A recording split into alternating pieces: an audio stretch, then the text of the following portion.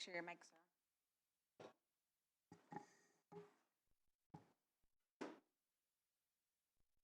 On. Yep. Good morning, everyone. It is the appointed time for the DeKalb County Commissioners meeting of February 17th, 2026 at 8:30 a.m.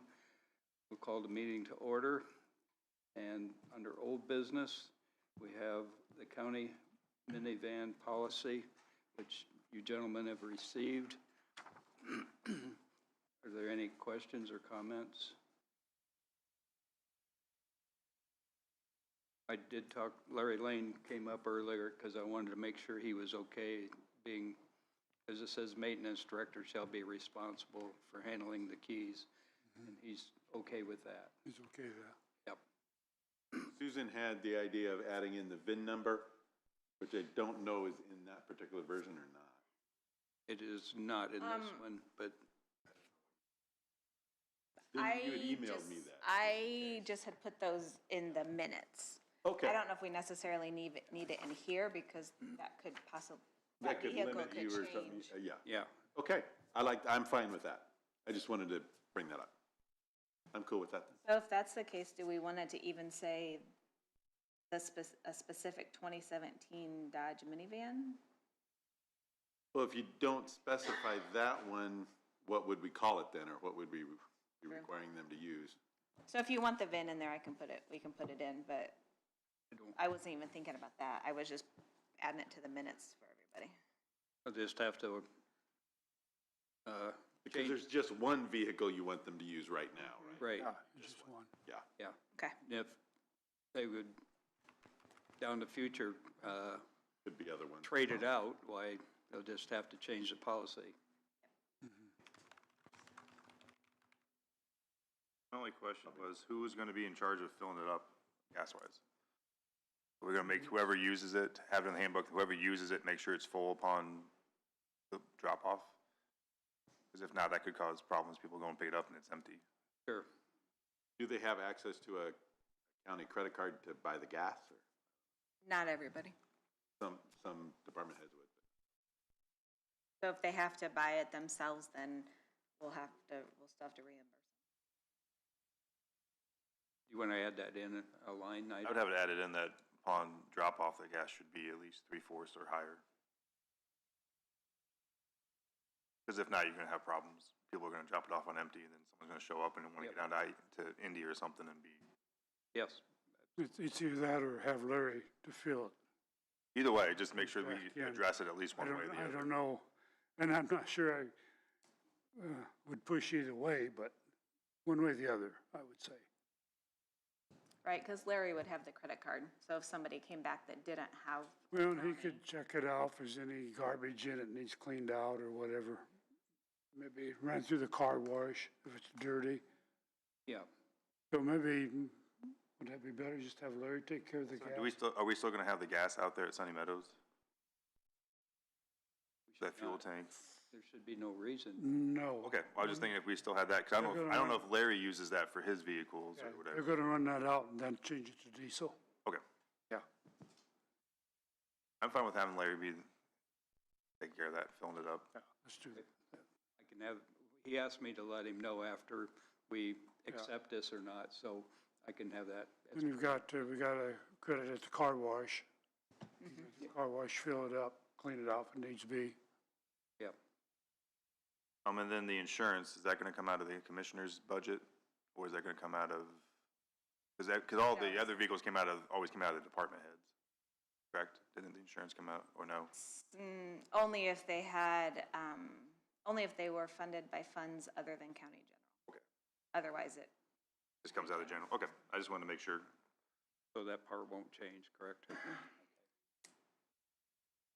So I would entertain a motion to accept the policy.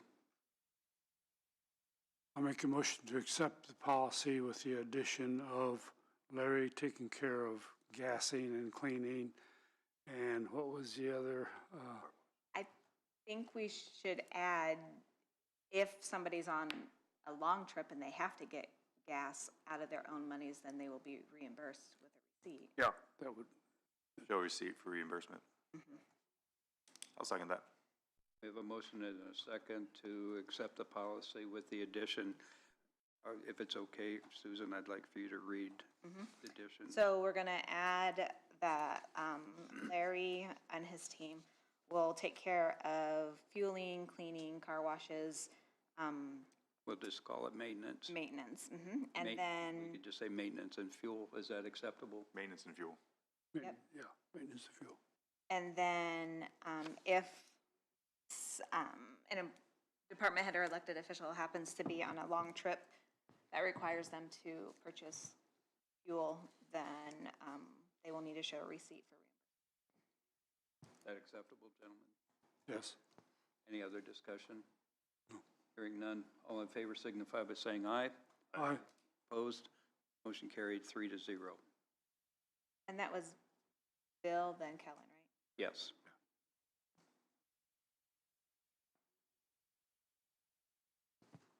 We have the AOD timekeeping. Okay, 1 second. Sure.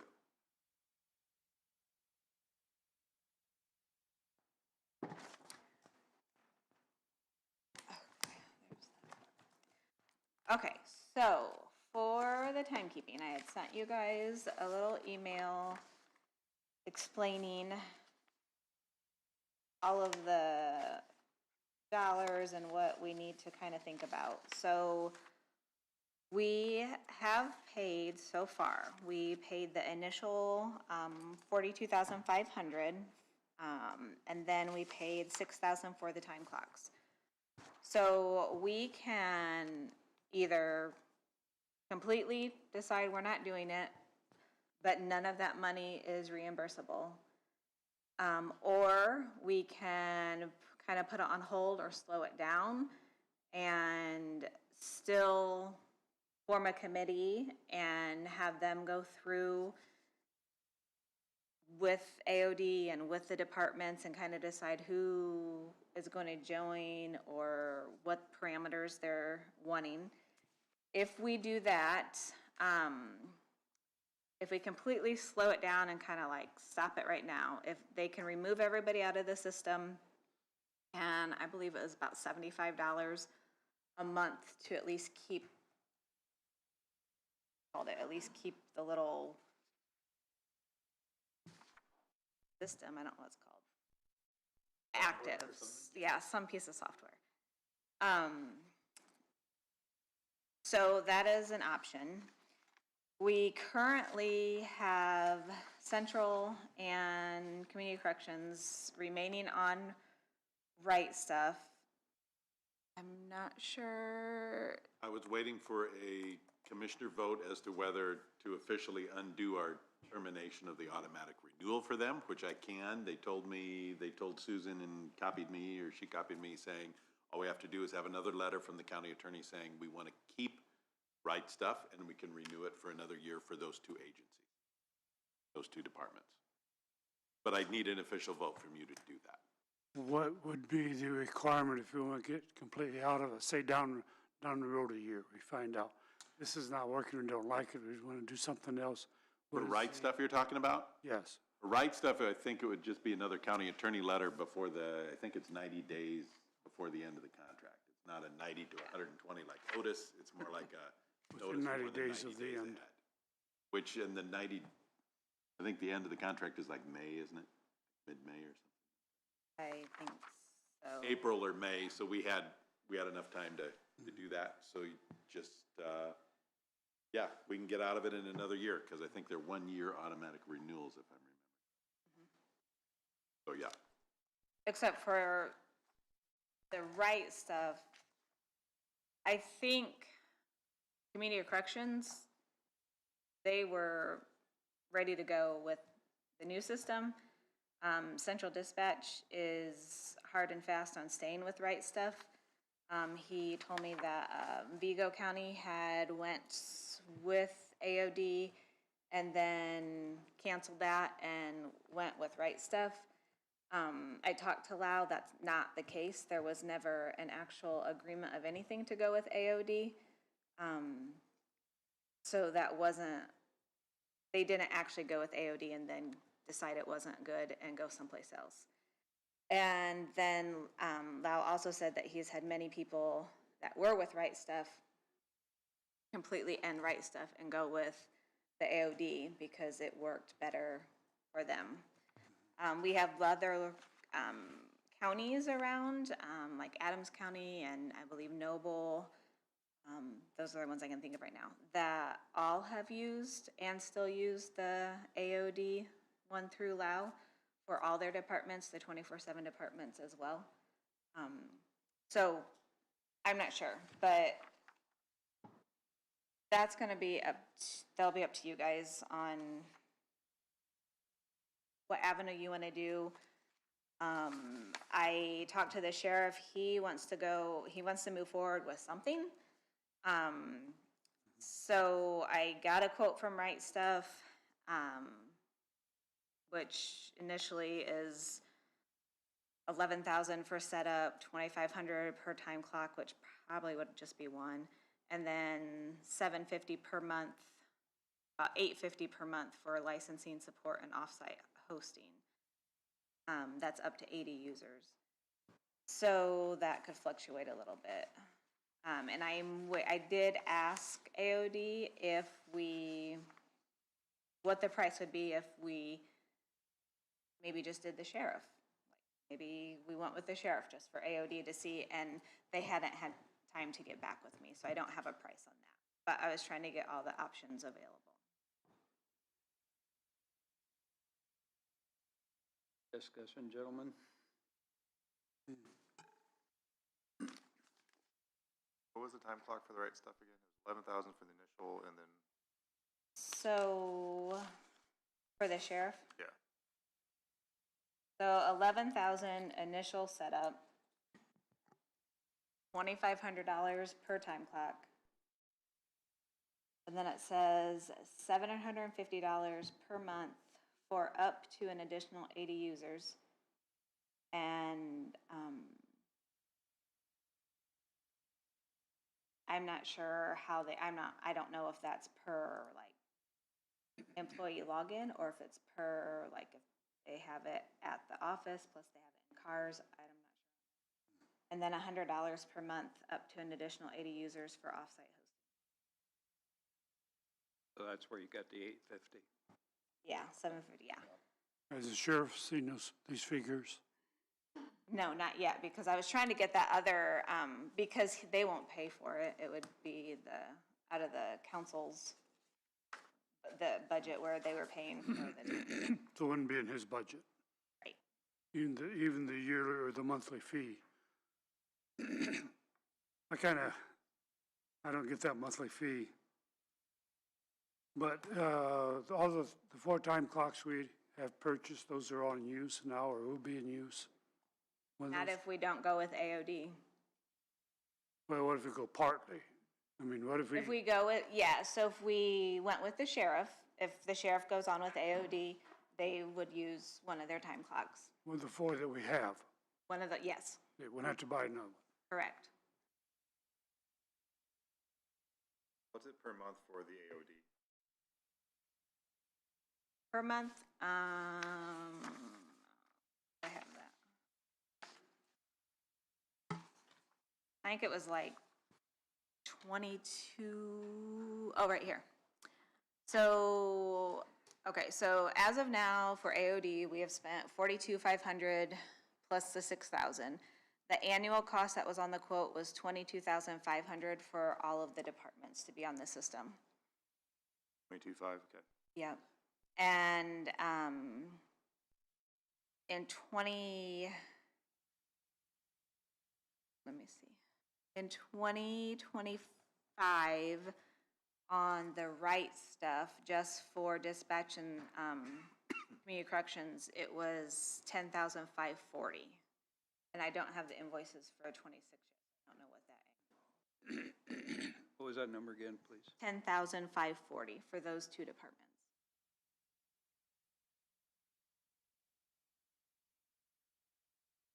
That's also why I'm a little confused on their info for the sheriff, because the sheriff would have way more employees than Central and Community Corrections, so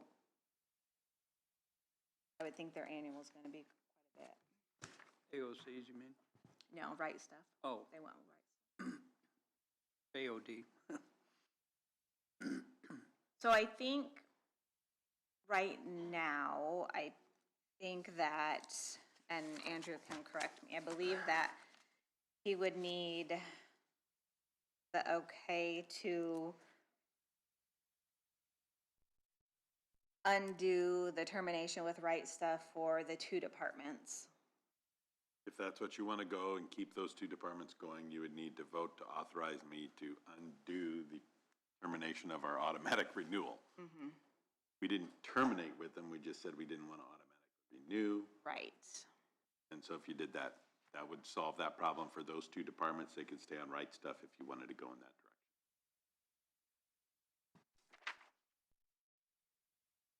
I'm fine with keeping the 2 departments on the right stuff for now until we get this all figured out. The community corrections and dispatch. And Brady, Sheriff Brady, I don't think really cares which one of the either 2. I just texted him to see if he has a preference, either one. But since we're already paying for AOD, I'd prefer to put him on AOD. So would there be your 22,500 per year for AOD? Well, that was for all the departments. So my question is, we don't have any idea, would it be for just the sheriff? No, I was waiting, they didn't have time to get back to me on that. Okay, I keep checking, but I haven't seen anything come. okay. But then I guess the other decision, and I don't think you have to do it today, would be whether you want to move forward with a committee and working through things to put other departments on the AOD. I think so. I think we need to have some sort of time clock system in place for all the departments. Now, how that looks, I don't know, but Let's tackle the first item. Did you want to make a motion then to keep community corrections and, I'll make the motion to keep community corrections and dispatch on right stuff Right Stuff. for this year. And then have Andrew write a letter to them to uncancel our cancellation.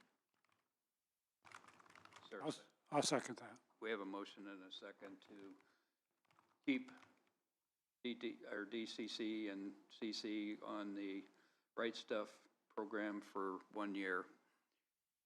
Any other discussion? Hearing none, all in favor signify by saying aye. Aye. Opposed? Motion carried 3-0. Okay, I will get that letter out. Thank you, sir. And then, so, next item there is, we want to have a committee.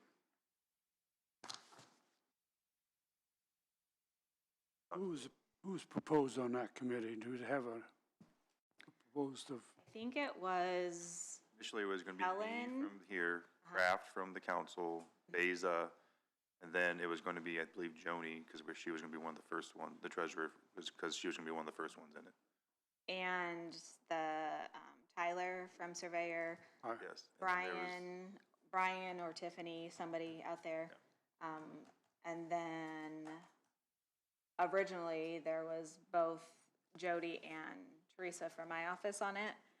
And I'll have to think about that part. Yeah, I'm not sure. My idea for the committee would be to go to each department and see what can work for them. You know what I mean? It doesn't have to necessarily be a uniform that goes across all departments to work for everybody, but to have the committee like Beza, if you guys elect me to do it again, I mean, myself, one of the council people, and then maybe someone from the auditors, just because of the payroll side of it. Go to each department head and work with that department, get them on something, and then move to the next department, get them on something, and move to the next department, get them on something. It won't be a quick process. It won't take, we won't be done by July. But to start moving that direction of doing some sort of timekeeping, some sort of 21st century. Instead of that stack of paper beside you? Yes. That's just my thoughts. Motion? Had a motion? It'd be weird for me to motion for myself to be on the committee, so, so if you guys want to do that, I'll make that motion then. I'll second it. Okay. We have a motion and a second to create a committee with Kellen being the commissioner on that committee. Any other discussion? Hearing none? Oops, I'm sorry. And will the committee be who you guys had sort of talked about, or that Susan had mentioned, or? I will ask, I want to have Beza on it because it's IT. The council, we can't put somebody, but I'll ask again at the council, which I'm assuming it'll probably be Kraft again since he's on the employee and all that stuff. Was their thinking for that, was because he's the chair of the job Yeah. classification committee. I'll ask the council who they would like to put on there. And then I would like to have somebody from the auditor's office, if that's Teresa, if that's Joni, if that's Susan, whoever, just so we know the back end of it. And then as we go to each department head, we'll bring that department head in on that committee for that department, and then we'll move to the next department, bring that department head in. Does that work for you, Bill? Okay, I just wanted to clarify that. All right. Any other questions or discussion? Hearing none. All in favor signify by saying aye. Aye. Aye. Opposed? Motion carried 3-0. So, Kellen, are you gonna take the lead and talk with Besa and? Yep, I'll be the chair on it. Okay, I'll take care of it and talk to everybody. all right, thank you. Just let me know who you want from the auditors on it. Yeah, let me think about that. 9 o'clock here. We have payroll for approval. So moved. Second. We have a motion and a second to accept payroll as presented. Any questions or concerns? Anyone in the audience? Hearing no one, all in favor signify by saying aye. Aye. Opposed? Motion carried 3-0. We have the claims for approval. Make a motion to approve claims. I'll second. Question on the claim. Oh, go ahead. And I want to say one thing to also. Okay. Go ahead. And discussion? Yeah, the claims was different. What was I seeing that was, for some reason, didn't come up like it usually did? Let me look.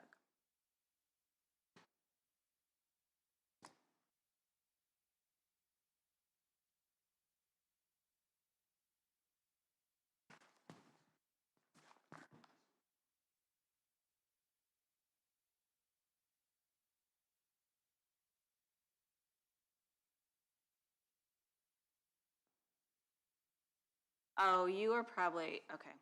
So there's the bookkeeper and payroll claims for January.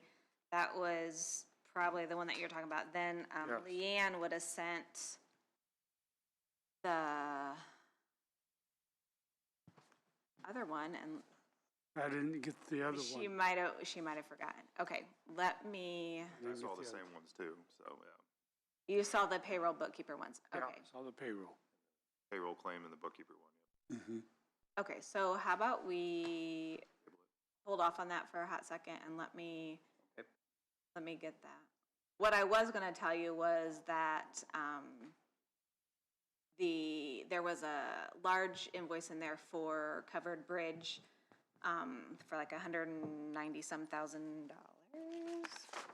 191,703, and there's not that much money in that fund, so I'm working with Ben on that. So I had Leanne pull that out so that that's not gonna get paid this time, so that we can make sure things are correct. Okay, do you want me to print this for you, email it, which, both? You can email it to me. I'll look at it during break. Okay, I Email's will, fine. it'll be right to you, sorry about that. Claims for now. We have the minutes for approval. Motion to approve minutes. Second. We have a motion and a second to accept the minutes as presented. Is there any discussion? Hearing none, all in favor signify by saying aye. Aye. Aye. Opposed? Motion carries 3-0.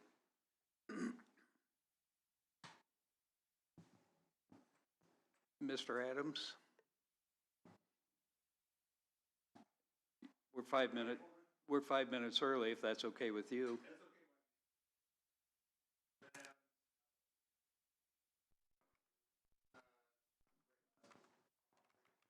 Okay, can you hear me now? Thank you. Again, Ben Adams, Commonwealth Engineers. I'm here primarily to provide an update on the construction project down at St. Joe Spencerville. Construction actually started in September of 2025. They spent the first couple months demolishing part of the old treatment facility so that they could make room for the new treatment structures. So they had to do a bunch of driving of sheet piling, and then they tore out the old tanks. They had to remove everything. Unfortunately, there was some bad soil underneath the old tanks where we want to put the new structures, like it seems like always happens. So that was mitigated, and again, in the last couple months, primarily they've done what they could, but the weather has been problematic. I always say, you know, nothing really holds construction in our area anymore unless it's extreme cold or extreme snow. And we sort of had both in December and January. So that being said, the contractor that's doing the work's given us a recovery schedule. They still think they can complete the work by August of 2026. We're here today. Also, I'm here with the Klein-Peter Consulting Group. They had asked, the original Okra grant that the county applied for and received had a completion timeline of apparently the end of February of 2026. Not uncommon that these things run along, and so we're here to request that you guys would write a letter of extension, requesting an extension from Okra. We've sent that to Susan, so she has a copy of that. Pretty basic stuff. I also wrote a letter sort of further outlining some of the delays that we experienced to get to construction. So that's pretty much it in a nutshell. I mean, unless you guys have any questions. They are getting ready to start on the actual pouring of concrete, the new treatment tanks. So some of that work's ongoing, but again, like I said, it's been slow going in December and January.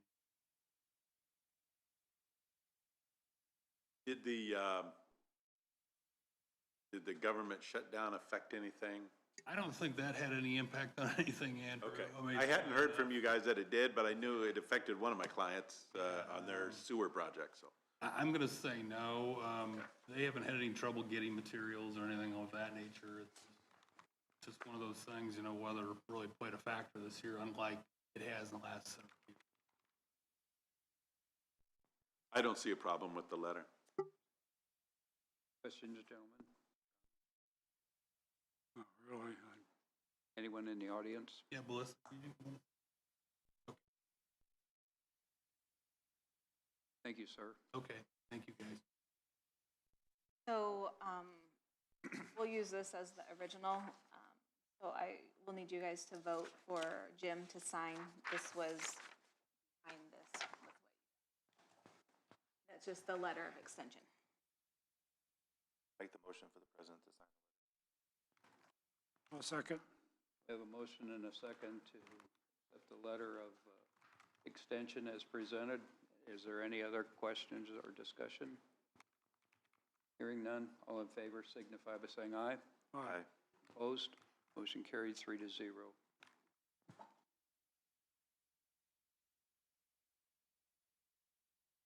Does he need a copy?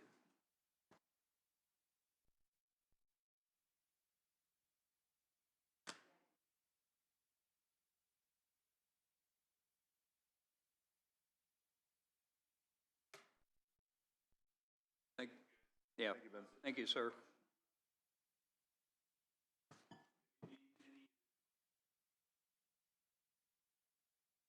Give us a holler. Send us. Thank you, sir.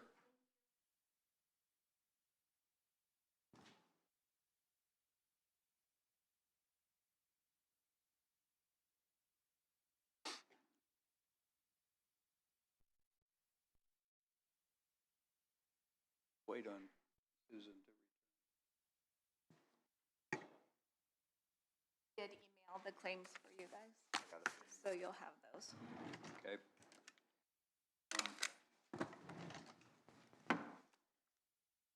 till 10:15, so everybody has a chance to look at the claims. If you need more time, that's fine. We can move down to discussion miscellaneous. County Treasurer Monthly Report for January acknowledgement.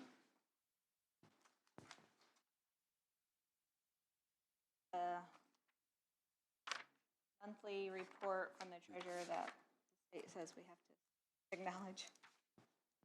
Would entertain a motion to accept. I'll make that motion to accept the monthly treasurer's report. I'll second. We have a motion and a second to accept the County Treasurer's monthly report for January 2026 acknowledgement. Are there any other questions or discussion? Anyone in the audience? Hearing none, no one. All in favor signify by saying aye. Aye. Opposed? Motion carries 3-0. We have the PHP TPA Services Addendum to Administrative Service Agreement. Okay, this was the one, I don't know if you guys remember the emails going back and forth because I kept asking questions. So HP, they lowered their fee. Let me think how to explain this. They lowered their administration fee so that everything is a wash. So, let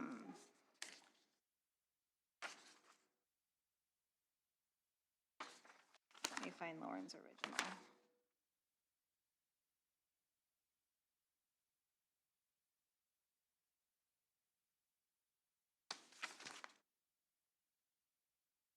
Okay, so the PHP requested a change because they need to comply with state law that Lauren had sent. The requested, or the RX fees for the last 6 months were just under 4,000. Lauren had did some figuring, and the averaging for 216 employees, 6 months at $4 per employee comes out to about 5,100, which is about 1,500 higher than our actual fees. So PHP said that they would lower their admin fees that were billed to take care of any increases. So we'll still see on here the $4 per employee per month, but on the back side of our invoices, their portion is billed lower, so there won't be an increase for us.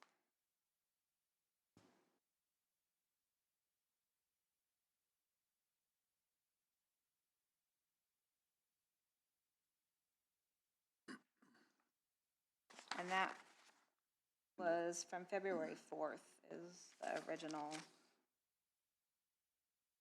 Is this the one that Laura was asking about? Lauren, yeah. And this is all based on the state legislature changed the law. Is that correct? Yep, state law SEA 140. But it sounds like it's revenue neutral is what I'm hearing from them anyway. Yes, and it's just how they will bill things to us. So our normal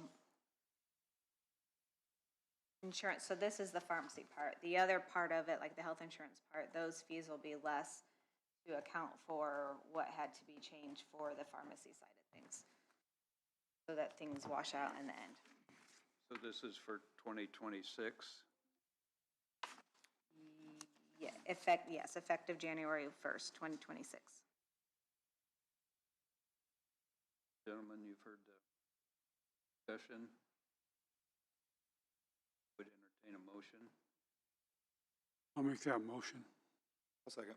We have a motion and a second to accept the changes in the policy as presented. Any other discussion? Anyone in the audience? Hearing no one, all in favor signify by saying aye. Aye. Opposed? Motion carried 3-0. For your signature. Just me?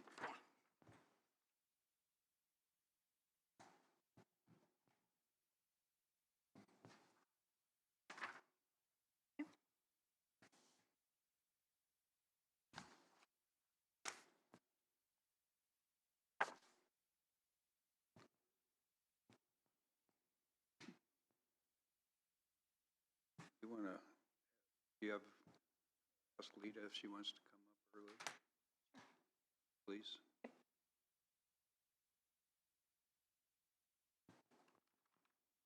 We have the DCC 2025 Annual Report Acknowledgement that you've all received. Any questions or discussion? Hearing none, I would entertain a motion. So moved. I will second. We have a motion and a second to accept the DCCC 2025 Annual Report Acknowledgement as presented. Is there any other questions? Anyone in the audience? Hearing no one, all in favor signify by saying aye. Aye. Opposed? Motion carried 3-0.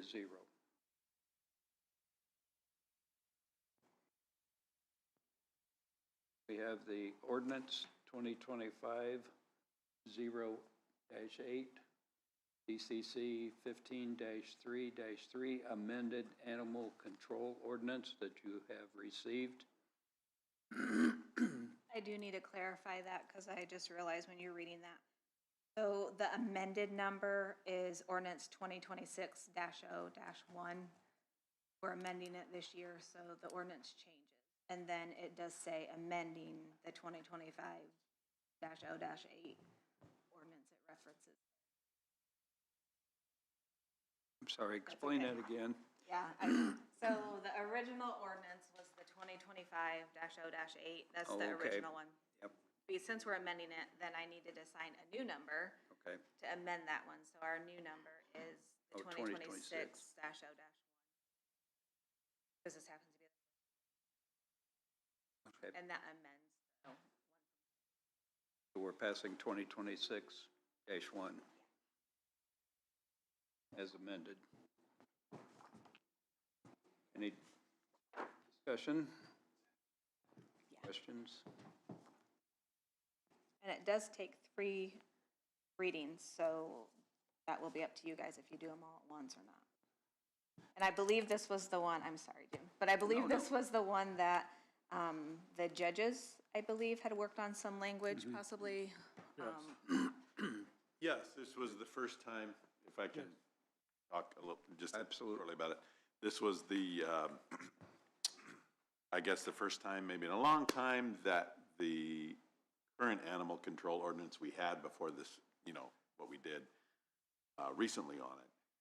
And when that started to be implemented, there were just a lot of issues that had never been dealt with before, like how is this going to be done in the clerk's office? How is this going to go through the court system? How is this going to be done with things like pretrial diversions and things like that? And so I met with one of the judges, and I met with the clerk's office, and probably 3 people in the clerk's office, and then I also met and worked closely with Animal Control Officer Erica Hedge, and we were able to then work through, I think, all of those issues and get this all combined into an amendment that hopefully now will work smoothly when the first cases start to roll through. Are there any other questions or comments? Hearing none, I would entertain a motion to accept ordinance 2026-1, amended animal control ordinance. Is it -0-1, Susan, or is it? Yeah, -0-1. I'll make that motion. Actually, it's second. -O, the letter O. Oh, let it go. Yeah. 1-1-0. 2026-0-1. Oh, I had it backwards. My apology. So the current year, it's an ordinance and not a resolution, and then whatever one it happens to fall in. I'm sorry, did you, Yeah, I made the motion to accept I'll second. For first reading, first reading. first reading? thank you. Any other comments or discussion, questions? Anyone in the audience? Hearing no one, all in favor signify by saying aye. Aye. Aye. Opposed? Motion carries 3-0. Is it, I'd rather wait till 2 weeks to do the second and third reading. okay, But anybody has any, if the public has any comments on it and stuff, because it does deal with animals. sure. I think that's a good idea. If You're okay with that, Bill? Yep. I'm always okay with that. Okay, Pretty yeah, much. yeah. I figured as much, but I want to do all 3 readings It's- before anybody has any say on it. I asked Lita to come early. Here. She's here. If you would, please.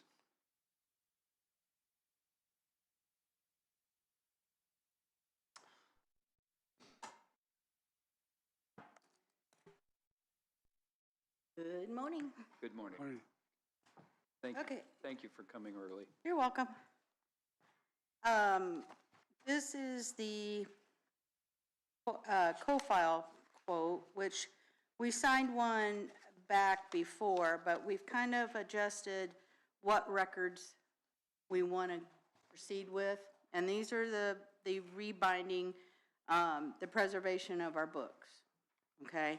I've got another set coming back probably next month, and I want to ship another set back out. So we're kind of changing what we were doing.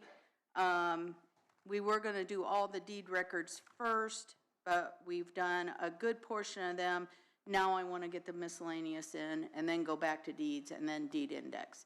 And this contract here will take it up to the end of my term. And then whoever can negotiate a contract out. But this, we had already negotiated for 26, so we're kind of changing what we want to do for 26, and move miscellaneous up and put deed records off just a hair. We're almost done with them, but I want to push miscellaneous up. So this is just a contract for that. All contracts, I like to have the commissioners, at least one representative sign. Does this replace what they would have signed prior? It kind of modifies it. The first part of that contract's fine, we're already done with it. Okay. So this kind of modifies the tail end of that one and takes it out 2 more years. So that was 24, 25, 26. I'm kind of modifying 26 a little bit and to do 27, 28. And again, this is not taxpayer money, okay? Not at all. This contract's for over $400,000. This is not taxpayer money. Taxpayers give me money when they record deeds and get copies, but this is not, and that's what I want the public to know. This project is not taxpayer money. It's not a property tax levy Right. fund Right. that pays for it. So this Now, just the comes. state legislature created this program, I think, that allows you to have your own perpetuation fund. Correct. So this is something that's part of your duties as a recorder to preserve all these old records. Correct. And so that's what you're doing with this. I looked it over and I had no problem from the legal standpoint with it. But I think it's one of those things where you have control over the money, but since it's a contract, all contracts are supposed to be. Right. The legislature never solved that problem, so you do need to I don't come think it's a and- problem, yeah. actually. Okay, yeah. But the commissioners need to sign it. And yeah. that's one thing in the recorder's office, we pay for all our equipment, everything. The county does not, that doesn't come out of county general. So our office is unique, compared to almost every other office in the county. So, and, I keep enough so that if our big ground machine goes down, I can replace it. I'm not coming and saying, hey, I've got a $100,000 machine that needs replaced. I can replace it. So, but this is just a revised amendment to the first contract to take care of the last year and then add 2 more years. Where does this money come from? Comes from recording fees, it comes from search fees, comes from copy fees. Okay, and that's So people, accumulated enough when money people to- record, a portion of that, actually, a portion of our funds goes to like 6 or 7 places, actually. We supply money to the Surveyor's Perpetuation Fund. I have a perpetuation fund for myself, goes to elected officials training, some goes to general. I have an enhanced fund, I have a redaction fund, and some goes to the state. So basically, it's paid by user fee. It's paid by users, correct. Just want the public to Correct. understand Exactly the right. concept because it's got to come from someplace. It's different, yes, but that's exactly how this goes. Okay. makes sense to preserve records, but to some extent, it's part of your duties to do this, whether you wanted to not spend the money or not, you're supposed Right. to do this. Right, yeah. And so, you know, we've lost records before. We've had courthouse fires. We've lost some of the oldest records. And I don't want that to happen. These books come back, and I've brought them up, I think. Bill's seen them, Kellen's probably seen them. These come back in fireproof, waterproof binders. They're steel or metal encased. Not everybody thinks a book's beautiful, but I think they're beautiful.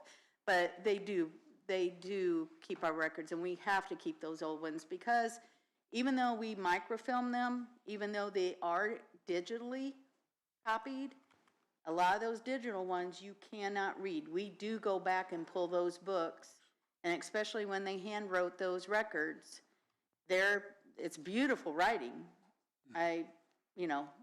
It's just hard to read sometimes. So sometimes we have to go back and try and match up a letter to figure out what that word is. So those books still are very important. Very good. I think it's a great program, so I'm all for it.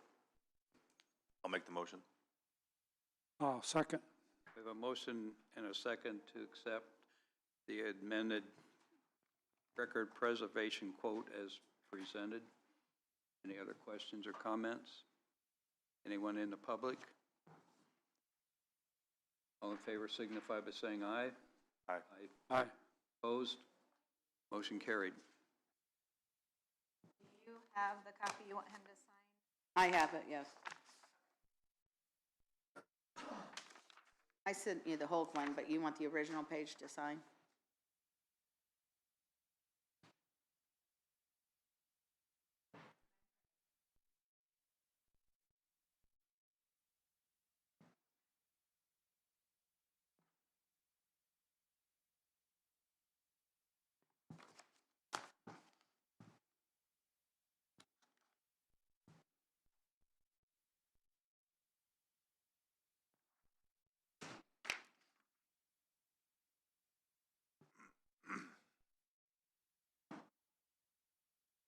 Mr. Wink here? I don't know. Yeah. Evidently is. And it's, if you're ready, sir. Thank you all for having me. Again, I'm Jason Winnick with RWE and the Sculpin Solar Project.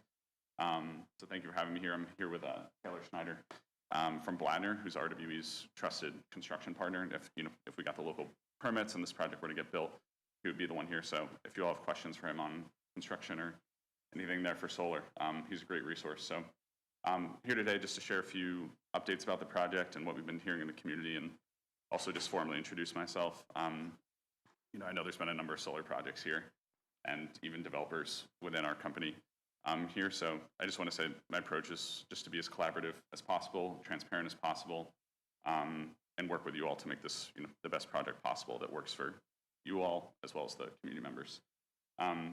So brief RWE intro, we're the third largest energy developer in the US, kind of part of all of the above strategy, from energy resource standpoint. We have 12 gigawatts of operating resources, including 2 operating and 1 under construction in Indiana, 2,000 employees here based in the US, and then in Indiana, 13 projects under development. And so Taylor's actually working on projects for us right now, in Illinois mostly, but a great resource to ask about that. So Sculpin, 180 megawatts, powers 20 to 30,000 homes. And as a reminder, landowners signed on with us, out of their own accord. We didn't force them to sign. They just ultimately decided from, a property right standpoint that this was, the best decision for them. And so from a larger standpoint, this is a $300+ million investment. And so that, goes to offset and decrease the amount of tax revenue paid by other community members, and, we'll bring in tens of millions of dollars during operations and property tax revenue. So part of what I wanted to talk about today too is that, I understand that there's a lot of, the property tax situation with SEA 1 and then solar land assessment rates are in flux. At the end of the day, we want to make sure that if this project's built, that we're paying our fair share of property tax revenue, and helping the county. So we would love to have a conversation about, reopening the EDA that was, put in place a while back to provide new money to the county and, again, pay our fair share. A couple of recent activities, we're recently partnering with Brightpoint to provide energy assistance to people in the county. So if they're struggling with their utility bills or shut-off fees, as an energy project, we thought it would make sense to partner with them, and we're really excited about that. We've also rolled out a neighbor agreement, an optional neighbor agreement for those directly adjacent to our property, to the project area, so that there's benefits, to them, not just the people that signed on. Yeah, so we got a couple other things, but I do want to call out, just the name of being transparent about our project. We've sent letters to neighbors, we've called neighbors, and then the biggest announcement is we have an open house tomorrow from 4 to 7 p.m. at McIntyre Place. So I'd love to see you all there if possible. But I'll pass it over to Taylor real quick, just to kind of talk about, how RWE and Blattner do business and maintain the agricultural heritage of these project areas.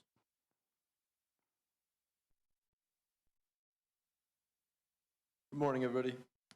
Like Jason was saying, I'm Taylor. I work for Blattner Energy. We work with RWE to develop these projects and construct them, basically, and I'm here to talk about some of the practices that we use to preserve kind of the land, the soil health, stuff like that. So I want to start off with saying it's in our best interest, like everyone else's, to maintain the soil health and longevity. And we do a number of things to preserve this.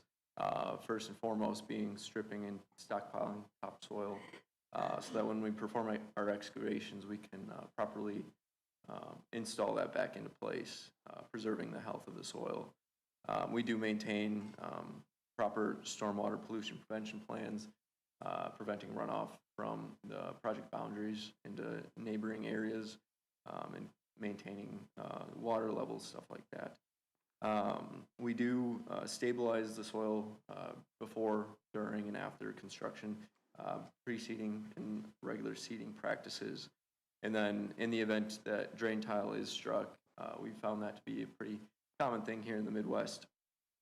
We do perform our repairs as we reach every single one to maintain the drainage of the area. And these are just some of the a few civil practices that we do, and a lot of this comes back from the engineering team from RWE. We work really well together to make sure that the land is taken care of.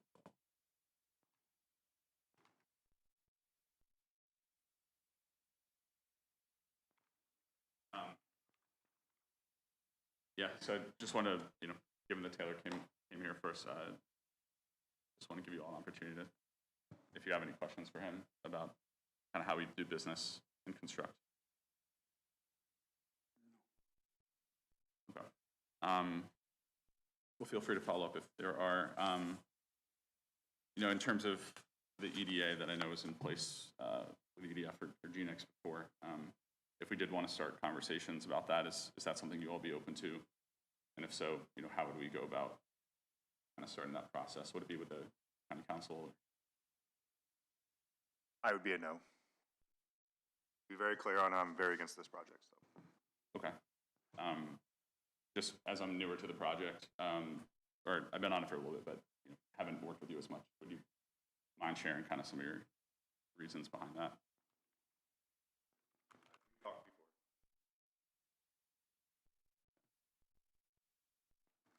Any other comments or questions?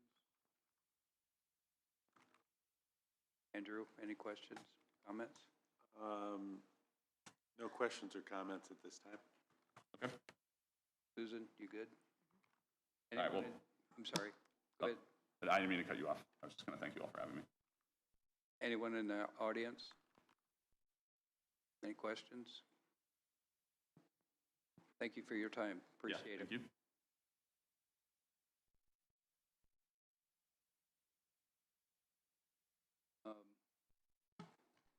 We have the Health Insurance Committee discussion.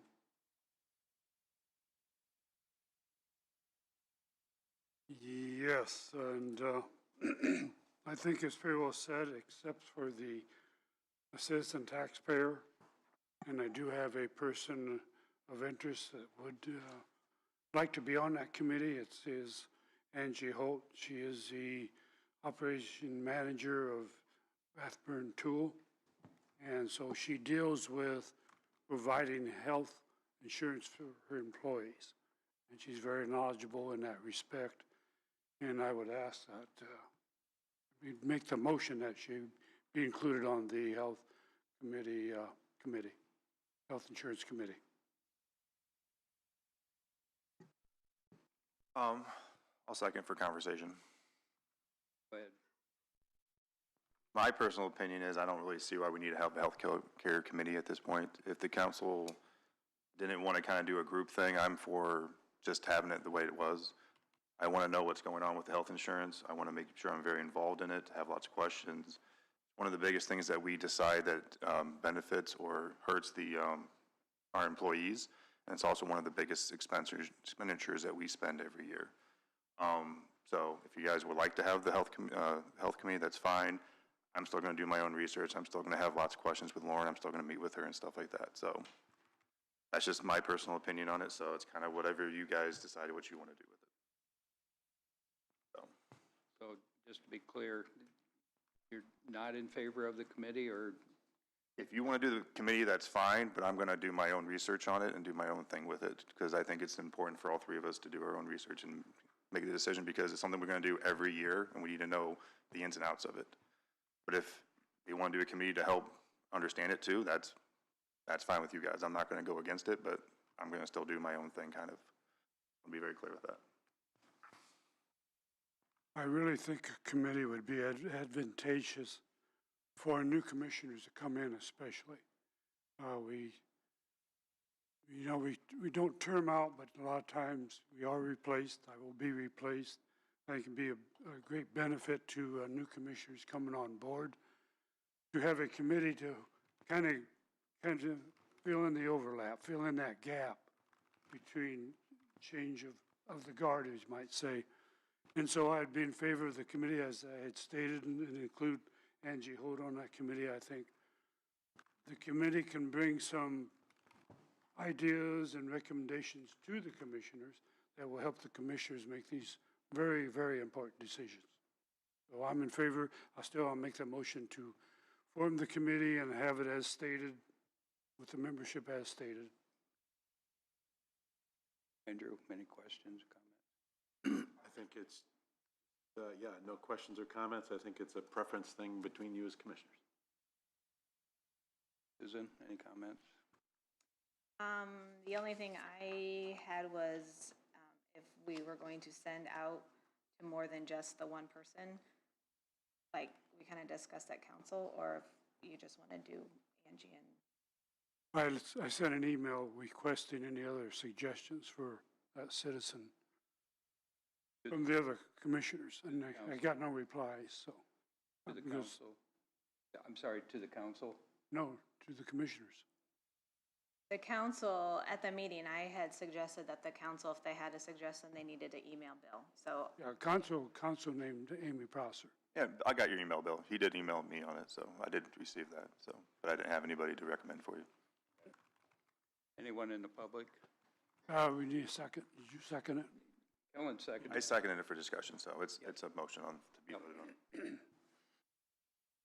Jim, I just wanted to mention that Rick Ring from County Council. I did mention during last week's council meeting that really the most successful investigation of our health insurance actually was a committee, but the committee consisted of one commissioner, one council person, and one employee and the auditor. And I think that is probably the best makeup. This is an internal decision. We can get advice from other people, but it is a decision that's going to be between the commissioners and the council. You guys are going to decide what the program is going to be, and the council is going to decide whether or not we're going to pay for it. So it needs to be, the council and the commissioners need to meet together on this. It doesn't make any difference which commissioner, if Kellen wants to be there, but it's one of you and then Kellen investigates on his own, that's perfectly fine too. That's what the commissioners should do. But this committee should meet and try to evaluate what we have already and what changes are needed and what the council is willing to pay for. Anyone else in the public want to comment? We Like have, I said, I'm not against the committee, I'm just gonna kind of do my own thing, I just want to be clarified on that, that's all. we do have a motion and a second on the floor to accept the committee as presented with Angie Holt as the citizen. Any other questions or comments?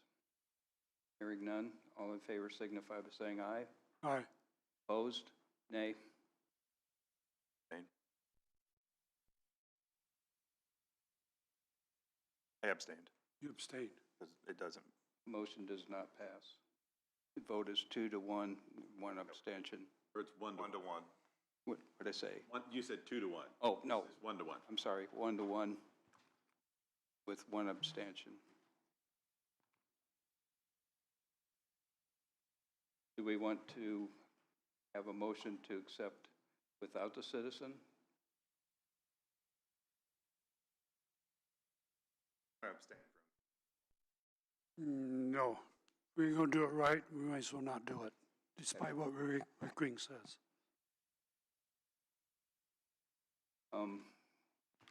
Can't do the highway bids. Is the BCA environmental consultants here yet? Huh? No. Chris? Are you ready? I would probably maybe wait on this, because there might be some other people that might want to come in and have conversations about this. No offense, Chris, but there's been some public conversation about it. They might want to come in for this, and we're way early on that, so. Yeah. I don't want to have anybody show up later and be like, missed the conversation, since Yeah, it's well- on at 11:15, so. I agree. Yeah, I mean, I don't want anybody to, since it's not a discussion conference. That's fine. Absolutely. We can't do highway and we can't do Apex. And suggest maybe take a long break so we can go over the claims. That would work. If you're okay with that, maybe take a long break now, and then so I can go over the claims and ask questions and stuff. Is that okay with you, Bill? Suggestion myself that we will adjourn, or not adjourn, we will recess at this time until 10:15. Thank you.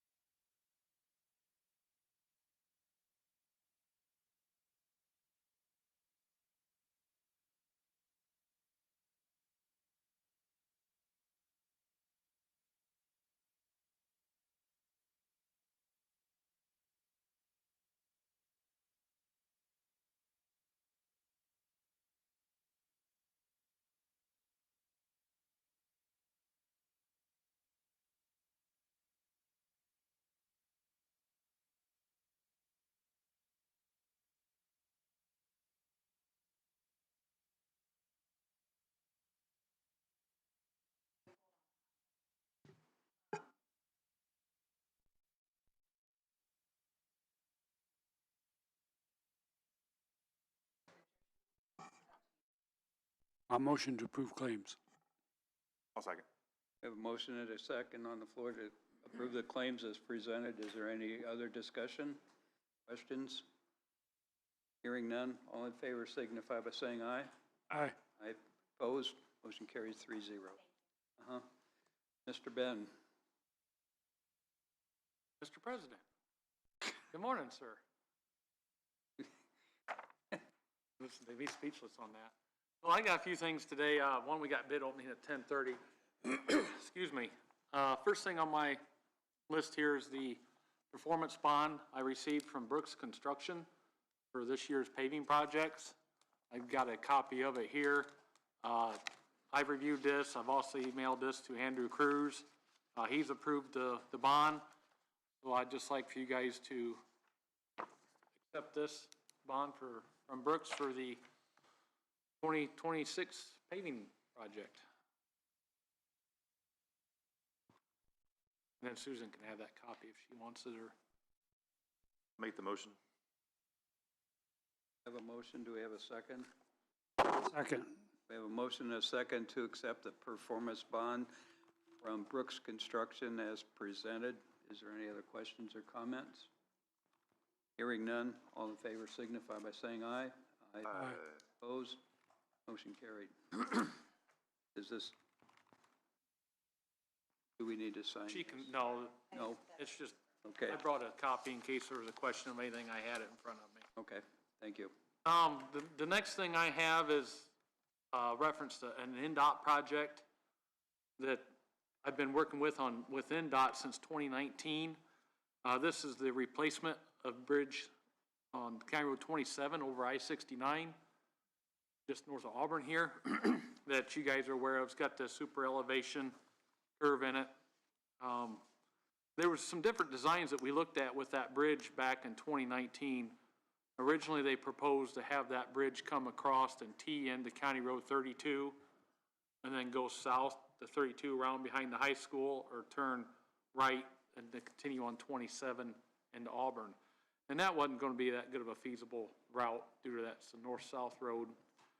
We talked about another option of realigning that bridge and taking a lot of the alignment to the west side of 69. And at that point, that was an agreement from that field check when we was out there. AECom is the engineers of that for NDOT, and they designed that bridge with that and come back to the county. Due to the curvature of the road, the guardrails, we was going to have to do a design exception or lower the speed limit of the road to 45 mile an hour to make that work. I reached out to NERC at that time and had NERC evaluate that speed change and the design, and they was in agreement that it would be good for the county to lower that speed limit. So at that point, I brought it back to the commissioners, talked to the commissioners at that time, and presented what the NDOT was proposing, and that when the project was completed, we would be willing to lower the speed limit to 45 mile an hour. The commissioners agreed. I responded to NDOT accordingly. Well, as time went on, this project got pushed out due to funding. Originally, it was to be constructed in '24, and now it's scheduled to go to letting September of this year. Well, probably a month ago, I got a email from AECom, want me to sign 3 design exceptions, level 2 design exceptions for this bridge, because they was going to replace as is. And the design exceptions that they required us or requested me to sign was concurrence for level 2 design exception for stopping sight distance, concurrence for level 2 design exception for intersection sight distance, concurrence for level 2 design exception for super elevation transitional length. I wasn't very happy with that, because that bridge, in my opinion, needs to be realigned. I got some drawings of the alignment. I mean, we talked about that internally in my office. I emailed the plans designed to NERC. Had some pretty good discussions with NERC about it. And we're all in agreement that the original proposed plan is what should be done. So I emailed back to AECom and NDOT of my concerns, and I was not in agreement with the design exceptions. So therefore, they set up 2 Zoom meetings. We were supposed to have one, but the time went over, so we did another one. NDOT has got budget restraints, which we all understand that. We've faced the same things. But they're telling me it was going to add an additional $4 million to this project to do the alignment off to the side, and also requiring buy an extra right-of-way. So we started discussing that, and I expressed all of my concerns of why. One is that is a high-maintenance bridge for us. It's not our bridge to maintain. In the winter, we check that bridge repetitively. When we get a little bit of frost or we get snow or ice. I've had trucks stuck on that bridge during ice storms because we get freezing rain, they slide right down to the bottom, get stuck up against the concrete. It's just not a good scenario, the bridge. I do get complaints in my office on that bridge from people not being able to see, concerns with it. There has been accidents there. There is currently 7 bus routes I know run that way, not including the buses just to pick children up. I had a lot of concerns with that, and not to mention the site distance. The crash data that they supported, there was 1 fatality, and there was several crashes there, but not a lot of crashes. That's probably correct. But if you go down that corridor, you look at all the guardrail, I think there's a lot of crashes that's been reported. Actually, I know there has, because I replaced a lot of guardrail through there. There wasn't too many years ago, a semi rolled over coming from the west side and took out all the guardrail because of coming around that curve.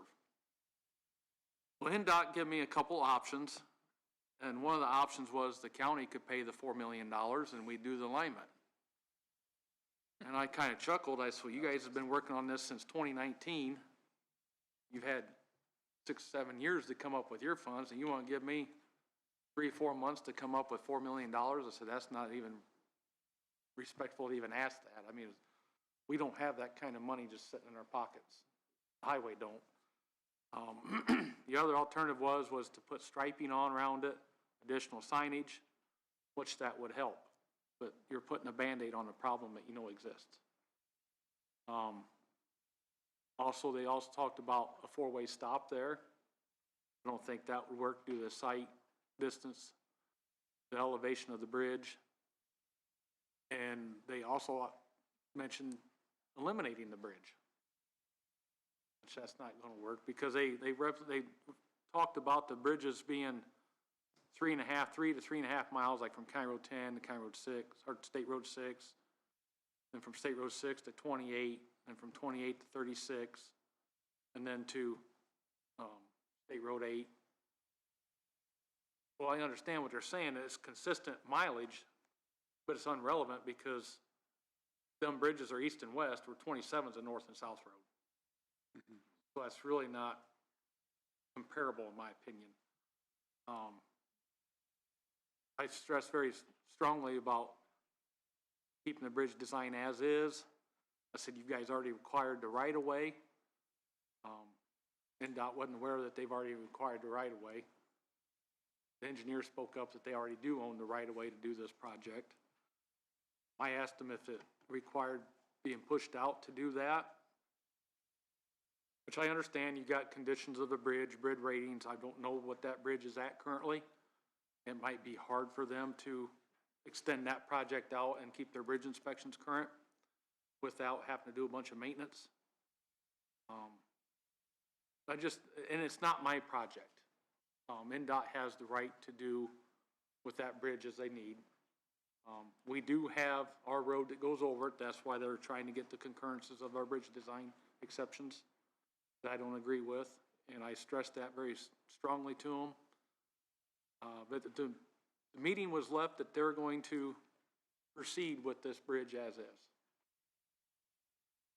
So I thought about it, and I reached out to NERC and some others, and I'm going to have some letters of support drafted to NDOT and try to get them to replace the bridge with the original design. So I'm gonna do one on behalf of the highway. I've reached out to some others, and I also drafted one for the commissioners, that I sent you guys over the weekend or last week, that I did bring a copy of today. If you guys are in agreement with that and would like to send that to NDOT, I got one for you guys to sign. I just feel, in my opinion, very strongly about realigning that bridge. The thing that people need to remember about bridges is it's not a 5 or 6 year project. That bridge is going to be there for 60 to 70 years. Like that bridge now is the original bridge. It was built when 69 went in. It has not been replaced yet. So, I mean, Auburn's continuing to grow, going north. The school's right there. The school traffic comes out there. School kids come there. Anybody that travels that road knows the concern of that curve, the bridge, the 34 and 32 that come up on both sides. You've got the elevation, the curve around the bridge. You've got the hills. I just feel it's in the best interest of the local governments with us, the state, and doing your best due diligence with taxpayer money and correcting a known issue of the bridge. I just feel really strong about that. I've always worked great with NDOT, and I'm not trying to say nothing negative among them. They got to do what they got to do, work within their budget. But I just feel very strongly that this bridge ought to be corrected, why it's getting rehabbed. I agree, Ben, that we should sign the letter, and just a comment though, I find it quite troubling that NDOT would decide, and this bridge is about 60 years old, but the placement of this bridge originally was just really weird because it's not only crosses a county road, there's 2 county roads intersect there. There's a muck bog there and there's a cemetery there. And there's an open ditch there. And of all places to put a bridge across County Road 27, that was probably the least likely, the least palatable place to put it. But that's where they put it. So we got a bridge that's got too much curve in it, it's got too much slope in it, it needs to be straightened out a little bit. And I don't know why the county should have to come up with $4 million that we don't have to pay for it. Just my comments, and I'll make a motion to sign the letter. Second. We have a motion and a second to. There's 2 letters. If you want to sign both, you can leave one with Susan. Yes, go ahead with your motion. Yeah, well, do we need to amend the motion? No. No, we're good? Okay, just wanted to make sure before we did it. We have a motion and a second on the floor to sign the letters as presented by Ben. Any other comments or questions?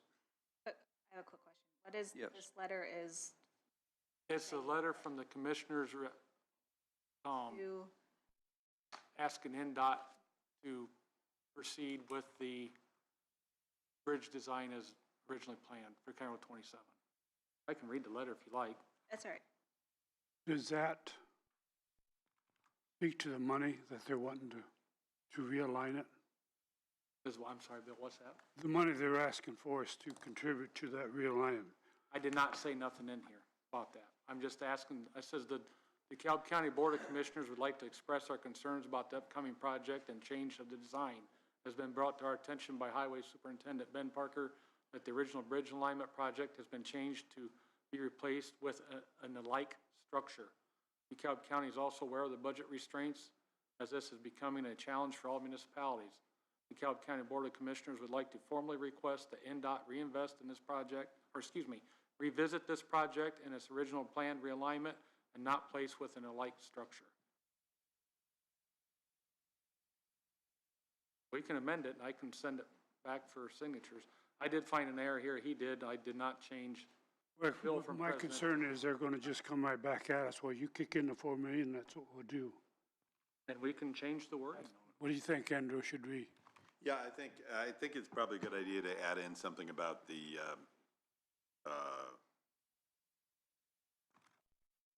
maybe that And NDOT should can fund the entire project? right, the county does not have funds to pay for this change, and it's necessary for the safety or something like that, but we need the state to fund it, however you'd want to put that. And I'm able to, I need to make a correction, because I did not change the precedence on this template.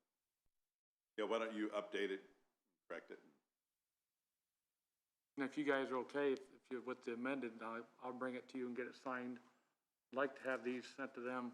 When's your next meeting?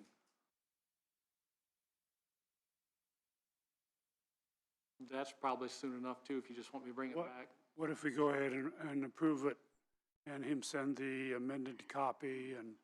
I think it's fine if you, because So we we see the discussed the amended copy. small amendment that'll be there and parameters of it. Yeah.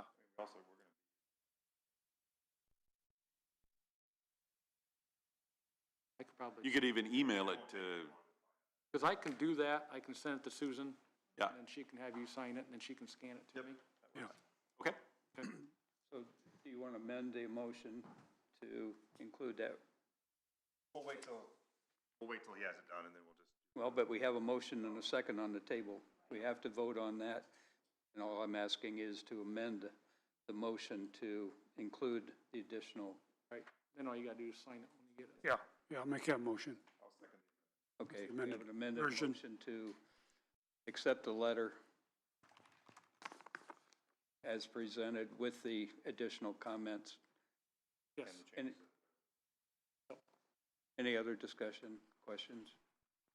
Okay, hearing none, all in favor signify by saying aye. Aye. Opposed? Motion carries 3-0. Okay, with being 10:30, we've got scheduled bid opening today for, sent bids out for new grade all. So I will start those now.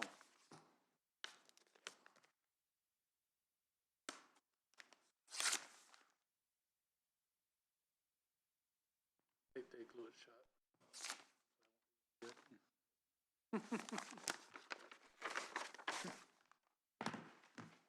Like we got a bid from Southeastern.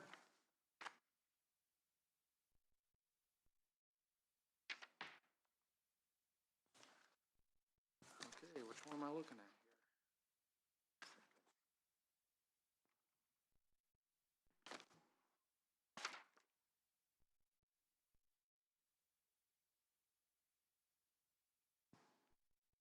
Looks like they bid a 2026 Grade All XL 4100 V 6x4. Total price $602,249.70.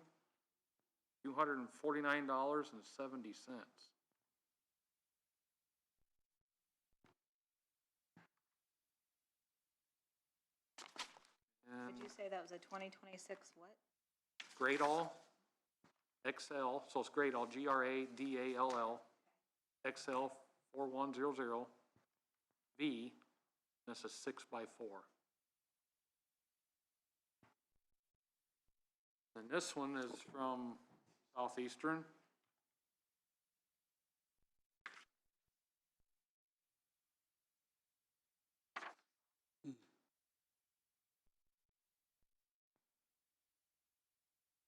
This is for a 2025 Grade All XL 4100. Total price $566,949.47. 47? 566, comma, 949.47. So one is for a 2025 and one is for a 2026. Do they both have that V 6x4 thing, or just the 20? This just says Grade All XL 4100. Okay, thanks. But over here it does, it's got 6x4 V, so they're identical, it looks like to me, Susan. He just on his summary didn't put the total on this one. So I'm guessing what it looks like, the 2025 is that they have currently, and the 2026 is an order model. So I will have to go through these and compare to my spec sheet. Make sure that they're spec for what we wanted. Is there any hours listed on that 25? It's brand new. It's brand new. It's just a year old. They've got that sitting on the lot. Oh. Yeah. Make the motion for Ben to come back in 2 weeks with a recommendation. Second that motion. Motion is second to allow Ben to make sure the specs are what they're supposed to be and come back with a recommendation in 2 weeks. Is there any other discussion? Hearing none, all in favor signify by saying aye. Aye. Opposed? Motion carried 3-0. Hey, quick, before I leave, I just want to make sure that I have the right information for this letter. So you want me to reference the not paying the 4 million, right? Right.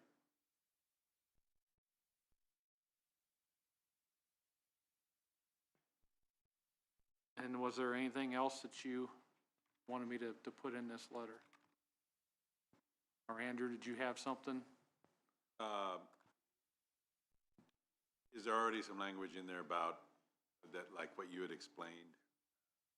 I did not put anything in there, but I absolutely can. Oh, I was gonna say, was there any language in there about this is the one chance in 60 years to get this right for the community and for safety? I did not put it in the Something like letter. that. I don't know. It was in the meeting minutes that NDOT sent back out, but I can more than gladly put it in. Only if they want it, but that might be something to add in. I mean, it's 1 in 60 years. That seems like a good argument to me.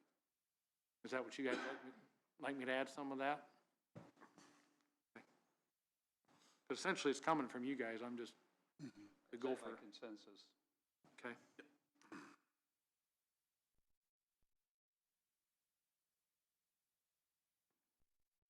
Okay, and then change president. Okay. Is that good then? Okay. Anything else, sir? No, I believe I covered everything I needed today, so I appreciate it, unless you guys have something else for me. Could you get a timeline on what it would take to get that new grade all?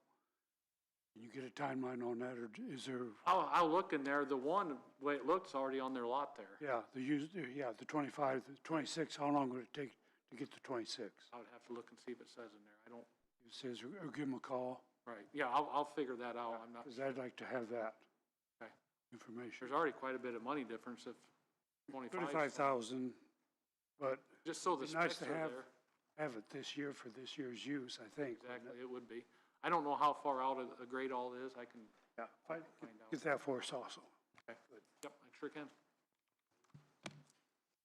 Yep. Yes.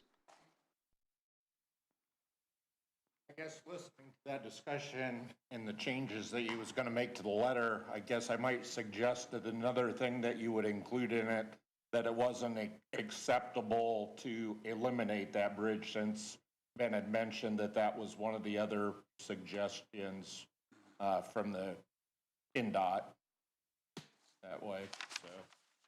And I guess I did have another question. I was kind of confused with the apparent need to reduce the speed limit if they realign the bridge. Evidently, with the way the bridge is today, there's not a speed limit reduction. So that's a little bit confusing. If the realignment was supposed to help with it, why are we having to turn around and reduce the speed limit from? Because it's not straight. More or less, like the easiest way I can tell you, it's not straight. There's still a curvature in the bridge. But when you build something, whether it's a road or a bridge, you gotta build it according to the design manual.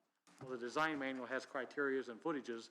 That bridge is still gonna have a curve, and it's still gonna curve at each end. So you still have sight distances. So when they do that, reconstruct it, you gotta be within them parameters of the footages. Well, at 55 mile an hour, we're outside of that.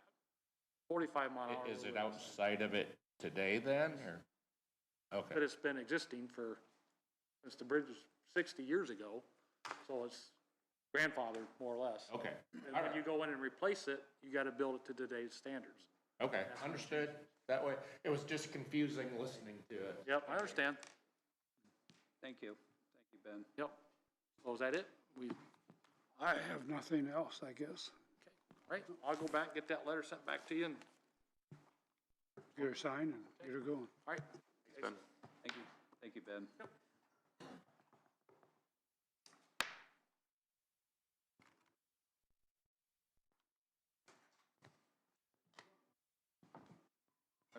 Is the consultants from BCA here? Yep. Morning, sir. Welcome. Hello, thank you. Good morning to y'all. Did you guys get the report I sent in just yesterday? Yep, I gave it to him. Sorry, I promised to send that last week and ended up That's out okay. of state for the week, so. I just wanted to give you an update on the EPA assessment grant. Can you, for those listening, can you state your name and where you're from? Sure, I'm Terry Lee with BCA Environmental Consultants. We're the consultant group that wrote the EPA grant for you, and then we were chosen as the consultant to do the work under the grant. If you look at the sheet I've presented, we've worked on 3, getting ready to be 4 sites in the county. The 2 in Waterloo, I've made some notes there. Any questions on those 2? Both of those are vacant lots that are owned by the town, but they want to try to bring some type of redevelopment to. So they're curious as to what the existing environmental conditions are. So we've completed both of those phase 1s on the 205 North Wayne. We didn't find any recognized environmental conditions there. We did a phase 1 and a phase 2 on the 235 South Wayne, the former gas station. We did find low levels of in the soils of what you see there. We would recommend some additional testing if they were to move forward with any kind of residential presence on that lot. And we're working with Colin and Brittany in Waterloo on these. Auburn, we did for you guys the Core Farm on County Road 40. Presented the phase 1 and the asbestos and lead-based paint reports. Not sure what the plan is with the site. If you get to the point you have a plan, if it's renovation or demolition, whatever that may be, and you have any questions about these conditions, just contact me, and between Rod and myself, we'll let you know what what procedures you need to follow to get through that. And then Butler, the Butler Company building that burned down 5 years ago or 6 or so, more. Yeah. I think it's more like 10. Yeah. Yeah. Been a long time. Yeah, we're working with Mayor Hartman on that one. There's some restrictions on moving any of the soil on that property to the extent that if you wanted to plant a tree in it, you'd have to build a planter and put the tree in the planter. But they would like to see if they can't do something with the site, and that's going to include a soil management plan. So we'll probably do a phase 1 and then a soil management plan for those guys. Tell them kind of what they need to be doing to handle it properly. And then we're also looking at, we've got 2 other sites in Waterloo. One's actually currently owned by NDOT. I don't know if we're going to end up with anything happening on that one or not, but we're not doing anything on that. It's just a site that might have some potential in Waterloo for redevelopment. And then also some of the old gas station sites at State Road 6 and I-69. Reached out to the ownership there to see if there's anything we can do to help them process some redevelopment. And then working with Mayor Fiant and Garrett on a couple of sites that they're interested in trying to get some work done. We helped out with one on South Randolph. Didn't charge anything to the grant. It was just a matter of helping the mayor with Indiana Brownfields program that was already processing that site. And then one other former gas station. Well, it's a closed down gas station. The owner's out of town. He's in like the Muncie area. So we're trying to contact them to see if we can help the city with that one. And then we reached out to Auburn, the mayor's office, business development, but haven't gotten anything going there yet. So that's it. I'd love to answer any questions that you have, help you out with any other properties that you that the county owns or might be interested in. If not, then that concludes my presentation, as they say. I didn't catch, did you mention a gas station in Ashley? Was that? That's not anything I mentioned, but that's something I'd be glad to follow up on if that's Brad and Ashley. Taking it down, I don't know what the status is on it. I know we give the property, I think, to Ashley. Some time back, we did it at the old mobile station. Did we do it through a commissioner sale? Like, did we reassign a certificate? Do you remember? I don't remember. That's okay. I'll see what I can find. It's been a while. We've got an inventory. Let me see what we've got in Ashley. St. Joe. St. Joe.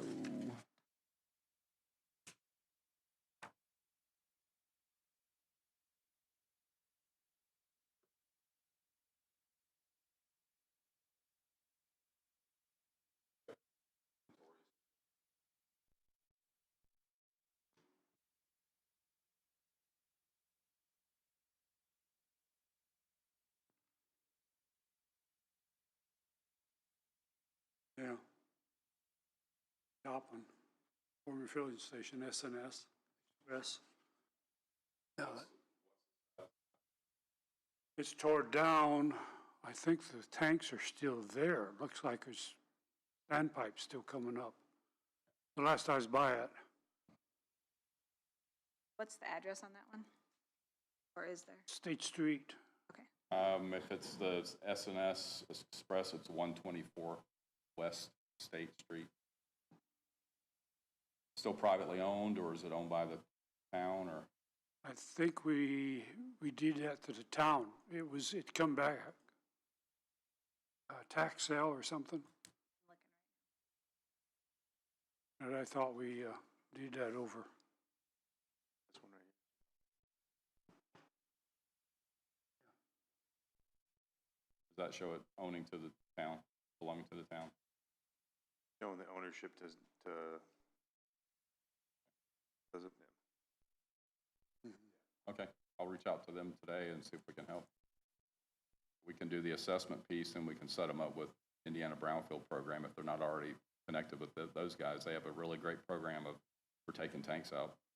I know that was their intention, was to try to get a grant to do that, so. Okay.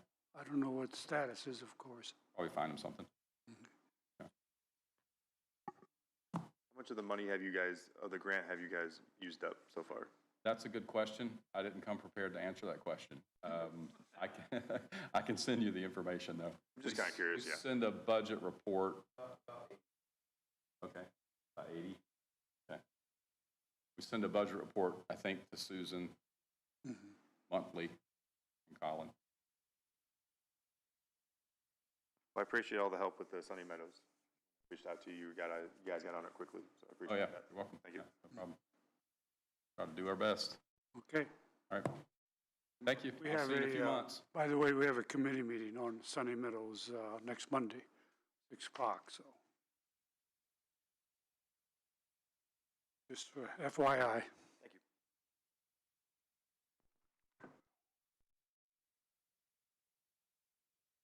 Thank you, sir.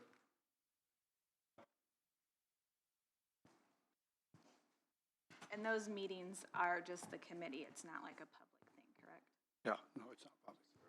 I just want to make it clear.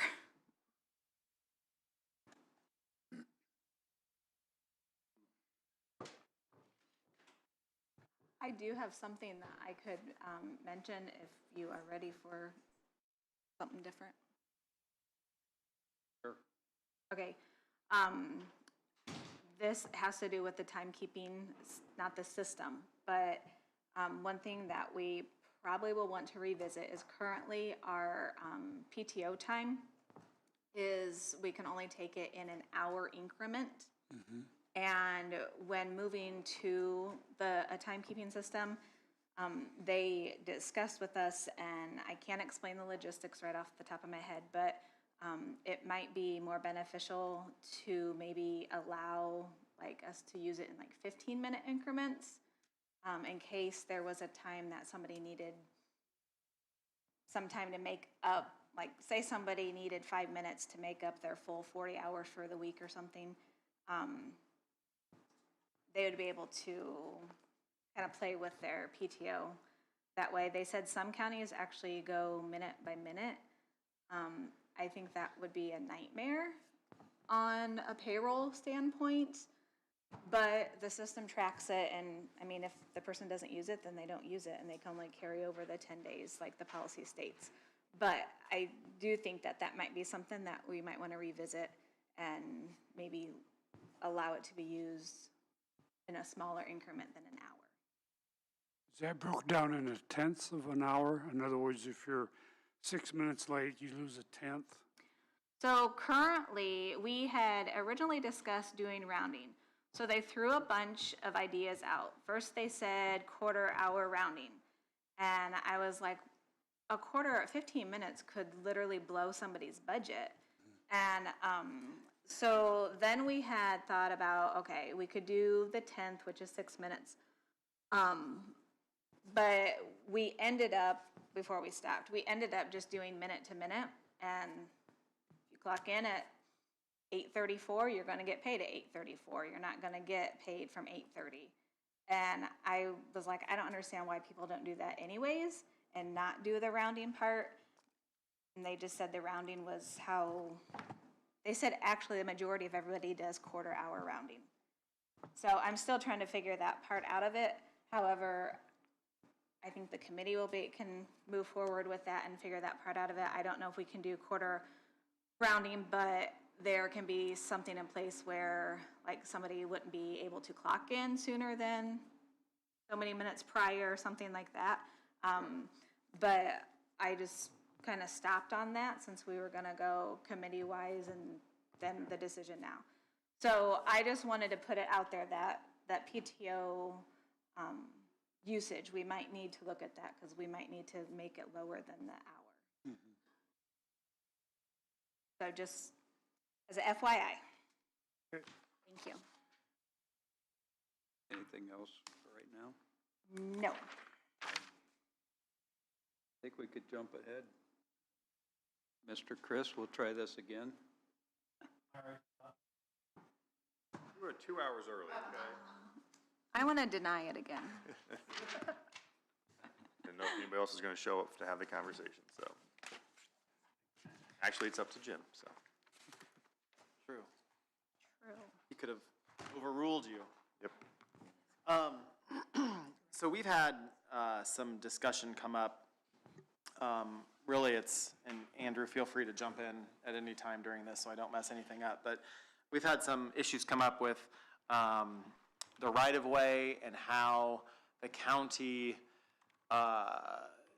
defines what right-of-way is especially when a property is going through the subdivision or platting process for properties to be buildable. In our ordinance, currently, when a property goes through the subdivision process, there's a deed of dedication that is done. That deed of dedication is for dedication of public ways to be dedicated to the public. Our ordinance doesn't define it dedicated to DeKalb County government. It just says dedicated to the public. Typically what that has meant in the past is that the property, whether that's 30 feet or 40 feet, 50 feet, or 60 feet is what our half of the right-of-way would be,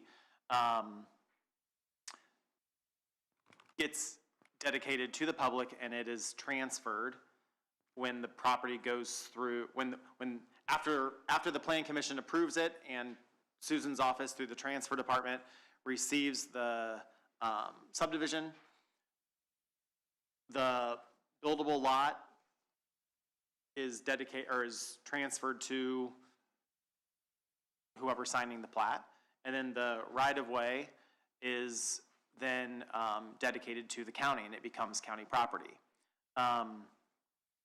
That's how it's done for properties that are going to be buildable.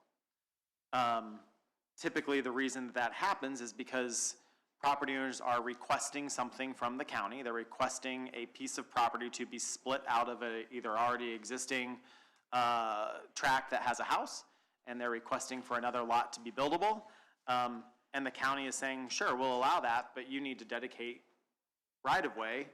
So the county, it's the only way, aside from eminent domain or the county going in and purchasing property, for the county to acquire right-of-way, or any municipality for that matter.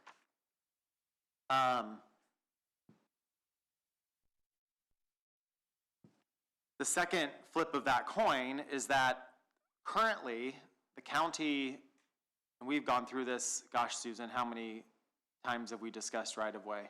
a lot since A lot. I've been here 10 years, and it's been, I think, the third round of discussions. Property that people own to the center of the road, the county currently does not tax those people to the center of the road. They tax them up to a certain distance. I think it might be 20 or 30 feet. 30, I believe. 30.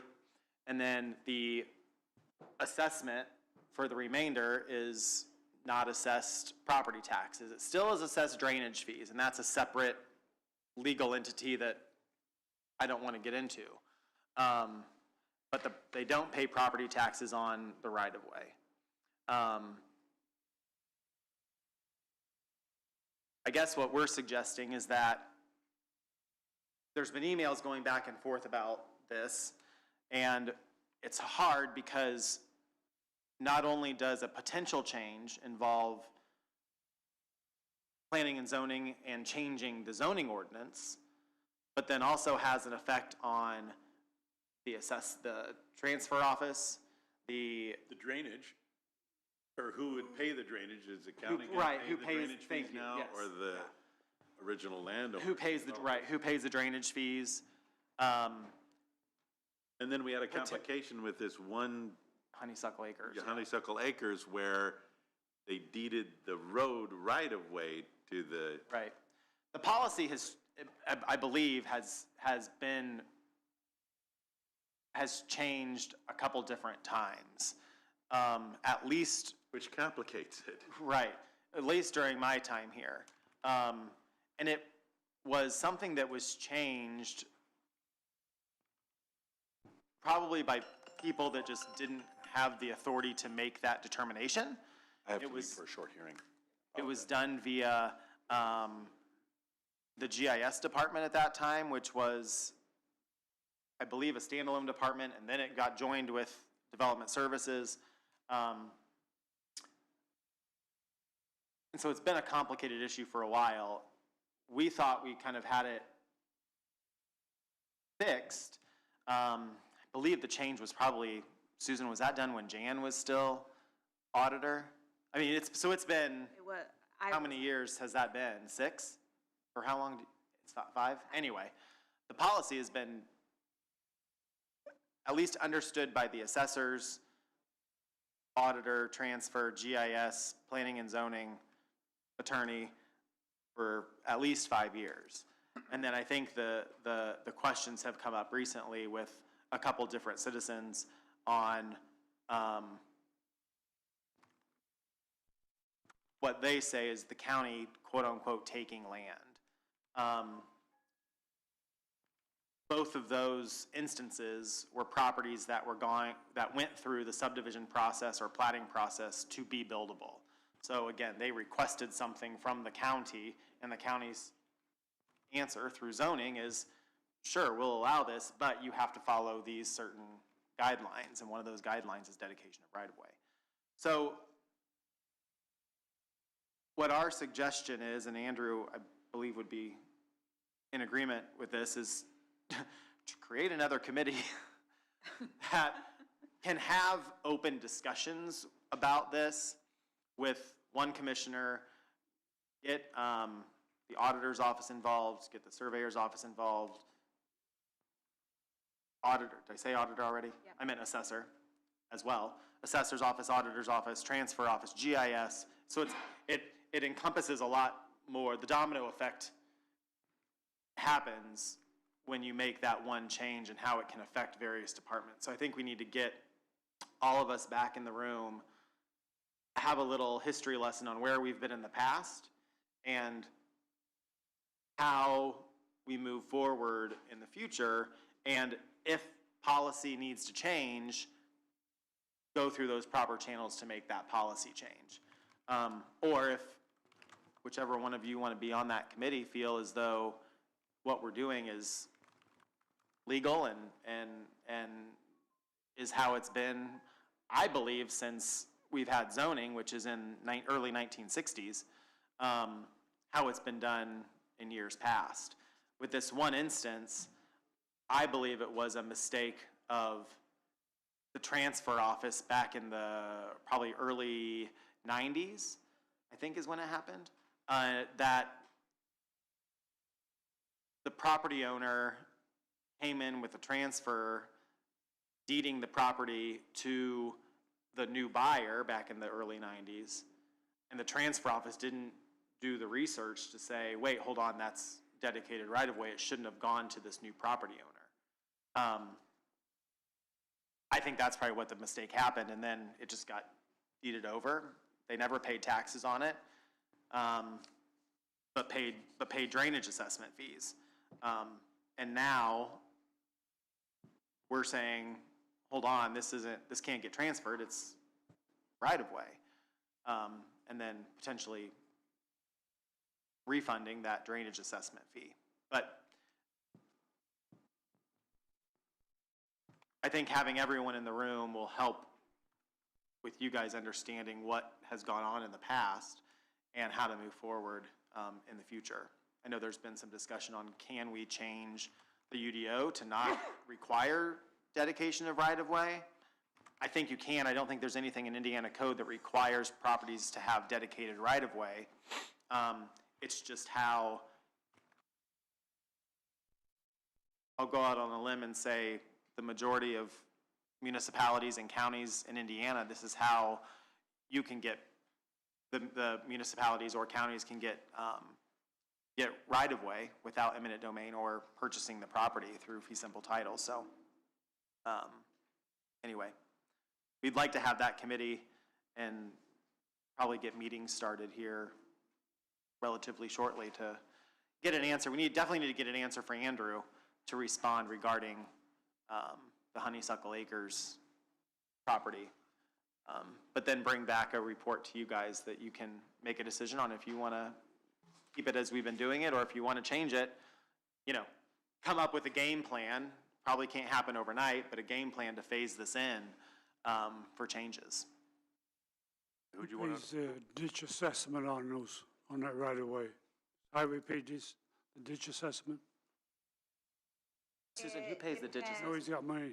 Well, it depends what the property's name. If it's in DeKalb County Highway, then yes, the highway. If it's in DeKalb County or DeKalb County Commissioners, then it's the commissioners. But if it's not in a county name, then the property owner pays that, or the private property owner pays that. How many properties are owned by county highway? I guess I wasn't aware of, because the right-of-way should not be going, well, then it's probably property that they, I wonder how, I guess my question isn't how many properties the county highway own, but how many roads are owned by the highway department versus the county commissioners? Yeah, the question might be, what is the dollar amount? Because Ben's telling me he sets aside $75,000 for ditch assessment. Right. that's what he appropriates Right. in his budget. That's not what he has paid. I can look and see what he paid last year, but. While she does that, so who do you want on the committee? Like, what's the formation of the committee? You want a commissioner? Like a commissioner, Andrew, Cruz, and then. County attorney? Yeah. Susan or Jody. Representative. Okay. Transfer representative, plan commission, GIS, assessor, surveyor, highway. I mean, this is what it happens to do. Should not be on the committee? Commissioner. I mean, at this point, it might be just easier just to say, sorry, Sheriff, you're not going to be on this. Sorry, Sheriff. Yeah, so it'd be those. Those. Well, if we form the committee, we'll have to list who's going to be on there, so I'm just trying to figure this out. I think that would be all. You did not include yourself. Plan commission. Oh, would be me, and then GIS would probably include both Jarrett and Anthony, because each of them do that work. Yeah. Would you want me to email you who that would be? Would that be better? I mean, one of you needs to be on it, and then if you leave it up to me, I can create that list. Yeah, I mean, we have to, if we're going to form the committee, we have to have the basic lineup of who's going to be on it. Okay. But I'm hoping one of these gentlemen would like to be on that committee. That's fine. I would just, for the motion, we're going to need to know who is on that committee and stuff like that. If this is the route you guys decide to go with, I'm fine with it, but I wanted to know who he wanted to be on the committee, that's all. You got Sunny Meadows. Meadows. Got the timekeeping. Pardon me? And I got the timekeeping, Yeah. so. So that leaves basically, you. What are you saying? It's me. Yeah. it's 8 separate entities of the county: highway, assessor, auditor, transfer, GIS, plan commission, a commissioner, and county attorney. We need the 8. council or no? It Probably doesn't, not, but- it doesn't affect I'm council. just- They don't make the laws, so, Yeah, it doesn't. you know, you guys are the legislative branch, so I think let them. I would make the motion to create the committee with Jim being the commissioner representative. A second. Okay. Oh, sorry. No. Go through your. Well, is there any other questions or discussion? Anyone from the audience? No? When was up? We have a motion and a second to create the committee with me as the representative. Any more discussion? Hearing none, all in favor signify by saying aye. Aye. Opposed? Motion carried, 3-0. Thank you. And while I have your attention, you'll be there tomorrow evening, but we do have the comprehensive plan adoption public hearing tomorrow. And then it'll come to you 3 commissioners on March 2nd. I believe we have that set for 9 a.m. On March 2nd. But the actual public hearing portion of it will be tomorrow. Tomorrow at 7 p.m. here in Commissioners Court. And like I said, that recommendation will come to commissioners on March 2nd, 9 a.m. Thank you. Appreciate it, guys. Did you want him to bring up the contract, or? Yeah, we'll wait for him to come back. Okay. Do either one of you have any more questions? Or? I'll stick around. Oh, okay, thank you.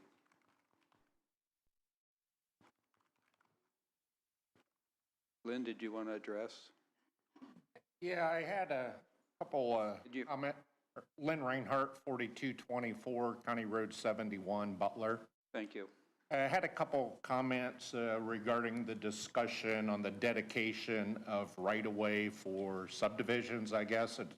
It's always been a little confusing looking at the GIS maps that way and the way that it shows those right-of-ways separated from the property. And I guess my question is, they dedicate the right-of-way, but is that right-of-way an easement and not a dedicated transfer of ownership? Which I believe Chris kind of alluded to that in questioning that the county highway owned those parcels. So I think. So it's twofold in the sense that there's a right-of-way layer that you probably see on Beacon through GIS. That right-of-way layer encompasses every county road and every city street in DeKalb County. Doesn't matter if there's dedicated right-of-way on it or not. That layer itself, your property, for instance, goes to the center of the road, but there's a right-of-way layer 20 or 30 feet shown, well, 60 feet maybe on both sides of the road. That's a good question for the highway department, but from my understanding, that's just kind of their apparent right-of-way as to what does not get taxed to that private property owner. But in the sense of, if you would sell me 10 acres so I could build a house where you already have your house, I would have to go through that subdivision or platting process. That dedication of right-of-way does get split out from what I purchase from you and gets dedicated to the county. And it's shown in Beacon. Easement is dedicated to the county or ownership is dedicated? Ownership is dedicated to the county. Only when property is going through the subdivision process to create additional buildable lots, whether that's 1, 2, 50, whatever. And I do know that there's also some confusion, property that I own along US Highway 6. And it had been changed to show that I didn't own to the middle of US Highway 6. I talked to, I don't know whether it was just the GIS Probably department GIS, or yeah. someone else. They went back and checked, and they said that was done wrong, and they changed it. But I can look at every other property up and down US 6 to the east and to the west of me, and it still shows that the property owner doesn't own to the center of the highway. I know that has really nothing to do with you, but it might have something to do with And to answer that, planning or something. obviously GIS is not a legal representation of, well, it's a non-legal representation of what people own. There was probably, when that was transferred or done on the original plat books, I don't know, GIS didn't put them to the center of the road. And in this case, they probably should have. I'm assuming GIS went and did the research for you, or you brought the deeds in to show that you owned. So they redrew that out for him and then fixed it. It doesn't change, still the legal acreage that you're taxed is based off of the deed, not on your GIS acres. I got one of those that goes to the middle of 6. Okay. Corona. Yeah, sure does. But it was actually done differently than what you thought it was, because originally it showed us owning the property to the middle of US 6. Apparently, sometime over time, they changed it and took that easement right away off of our property and showing that it was part of the state that way, and so we had to get it changed back to the way it was originally shown as. Yeah, I don't know. without looking at it, I don't, it's a really, really confusing topic that obviously, as you can see, needs more discussion. But I mean, the properties that have been subdivided, if you click on that part, it doesn't show that the county owns it. It doesn't show anyone as the owner. Yeah, some of them don't show, this is the confusing part too. Sometimes it's just, there's no ownership, but still the county receives those, if there's a drainage assessment, receives the drainage assessment fees. If there's nothing, then the county doesn't receive anything. But yeah, if there's no ownership there, then it's still owned by the county. It's just how it's put in transfer, right, Susan, is just. Yeah. And I've got an attorney, Drew Farrington, out of Fort Wayne, on behalf of Honeysuckle Acres, that is reaching out and has been very patient.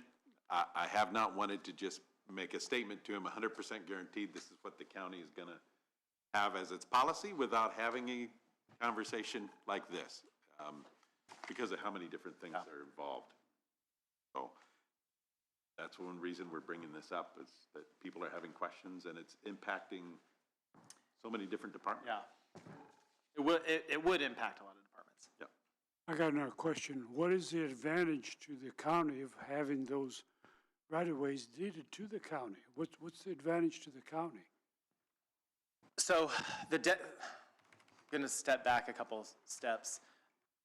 How right-of-way is determined is based off of the county thoroughfare plan, which is in the comprehensive plan, which is based off of NERC's recommendations for how large a thoroughfare should be. So I believe we have 5 separate types. And I'm just naming a road just because it's, I don't know why.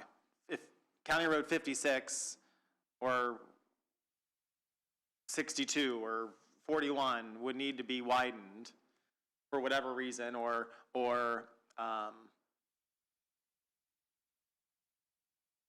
fixed, maintained, I don't know. And if the county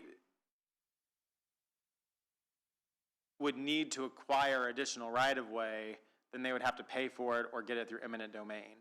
The only other option, and granted this is, you're puzzle piecing this together, But the only other way to get it without going through those routes is through dedicated right-of-way. So if you could theoretically skip over those parcels that already have dedicated right-of-way without having to acquire them from those property owners. So next question. A lot of our county roads are 30 feet. And I don't know, to widen that road, that's not enough, right, 30 feet on each side of the center line, so 60 feet total. Going to Ben, in order to widen that road, that's not enough space.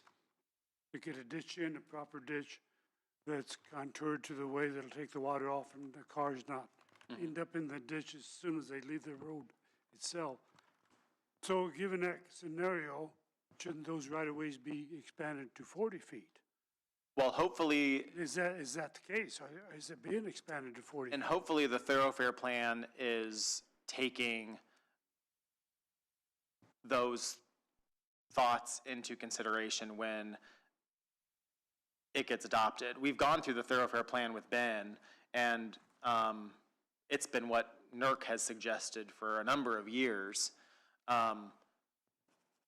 But yes, a lot of the county roads are going to have a 60-foot right-of-way, but there are some that have 80-foot, there are some that have 100 feet, and there are some that have 120 feet. So it just depends on which road that is, and hopefully the thoroughfare plan is giving an accurate representation of how wide those thoroughfares should be, so that when the Plan Commission approves those subdivisions, that dedicated right-of-way is wide enough for what he needs it for. But again, that takes into account, the Plan Commission is relying on the Highway Department and NERC to have accurate representations of what those thoroughfares are. Then, when we went through the thoroughfare plan with him during this comprehensive plan rewrite, he didn't want to change what NERC has already suggested, just because NERC does all the homework to make sure that those are depicted accurately. Next question. So we expand the right-of-way, well, let's say 60 feet. We go to 60 feet on a right-of-way, a particular subdivision. Highway comes along, decides, well, we need to widen this road. We need 60 feet all the way down this road. But there's only one or two subdivisions that have been dedicated to 60 feet. What do you do with the rest of them? Eminent domain or pay for it.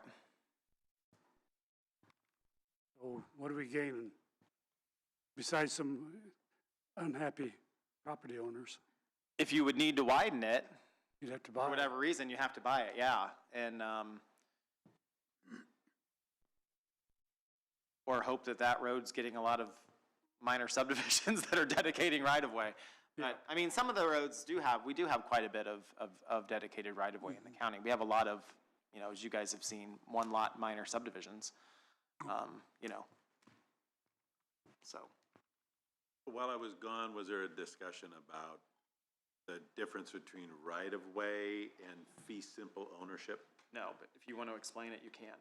That's above my pay grade. So that was part of the issue with this attorney Drew Farrington and Honeysuckle Acres and others around the community. When you dedicate the right-of-way, are you deeding away all rights to the property, or does the property owner still own the underlying real estate? And so we have to decide what the county's position is on that. And Chris, do you have, I think your opinion is... I'll wait to talk about it in committee. Okay. On my decision. If we have a committee, that'd be great. That's one reason that we would discuss it. They did vote for that. Yeah, Awesome. you're on it, by the way. We did, yeah. Well, that's probably You're a on the good idea. committee. Yes. Not that you're on it, but you're on the committee too. Right. And are you on the committee? Yeah. Good. All right. And Jim's on. And Jim. And Jim, good. Good. That's great. That's all I had. And 6 other departments. Yeah. I apologize for, the sheriff's department. I had a status hearing that I had popped out for. I apologize. That's right. No reason to apologize. technical Just got stuck on a committee while you were gone. Okay, that's great. Isn't that what happens? Isn't he the chair now? Okay. All right, good. I'm glad. This is something that needs to be discussed. Thank you for forming a committee. I appreciate it. Yeah, and I'm hoping that once we do this, we can either write a policy that maybe doesn't, but it could get formally adopted by you guys, by the commissioners, that then in in 10 years, when there's new of you, maybe new of me, they understand what the policy is and what the stance of the county has been for years. So, thank you. One of my concerns with this whole process is that highway doesn't get stuck with additional drainage fees. I mean, that's just counterproductive for the highway department to Yeah, so the only way the highway department would get stuck with additional drainage fees is if the dedicated right-of-way was dedicated to the highway department, which I don't know of an instance that it ever has been unless the highway department purchases property for a new bridge or expansion of a road. But typically, that's always going to be within the county commissioners. And dedication of right-of-way is always dedicated to the municipality, not a department of the municipality. because we did just buy some property out by SDI, right down to that curve. The highway department did, and is it under I the? don't know whose Okay. name it is, but we did. I would, Are you talking about the County Road 23? Not SDI, I'm Yeah, sorry. Yes, we're working on the metal technology stuff. Metal Technologies. okay. We can check and look and see how that was deeded. I would, I think that would be to the, I think it's going to, when it gets deeded, and we're very close there, it's going to be to the Board of Commissioners for DeKalb County, I think. Okay. Yeah. That's what I was thinking too, but I just, So then that'd be up to you guys to pay that assessment fee, however that gets done versus the highway. Yeah. Any more questions, comments? I had additional comment, I guess. Just happened last week, I was in the county surveyor's office, picked up a few pamphlets for reading material, and had them with me looking at one of them after I had saw what was on the agenda, and one of them happened to be titled Legal Consideration for Right-of-Way Easements. It was prepared by the Indiana Ag Law Foundation, updated in July of 2020. And one statement that it makes under right-of-way, the first sentence is a right-of-way is a type of easement. They're indicating that a right-of-way is not a change of ownership. It's just dedication as an easement for a public way over and across the property.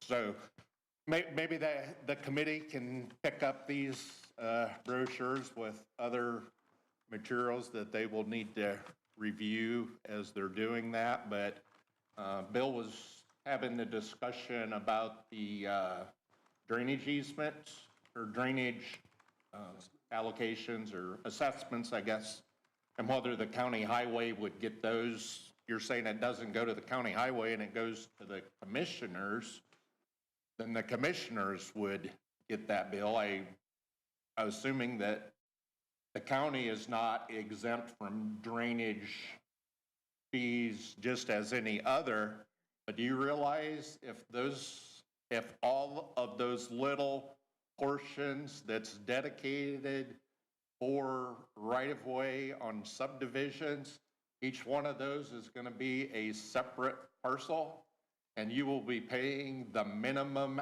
drainage assessment on every one of those, not just per acre? They already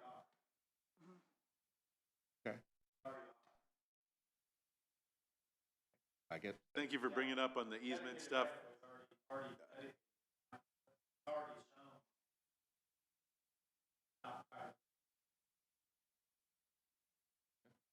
And the point you I made guess I about will easement- probably question that on properties that I have purchased that had been subdivided prior to my purchasing, and I'm pretty sure that I bought the entire acreage, not just the acreage outside of the right-of-way.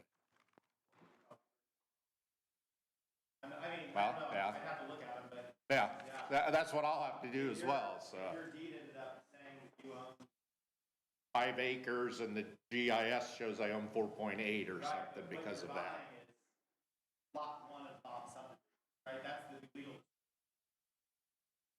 Bob subdivision, lot 1.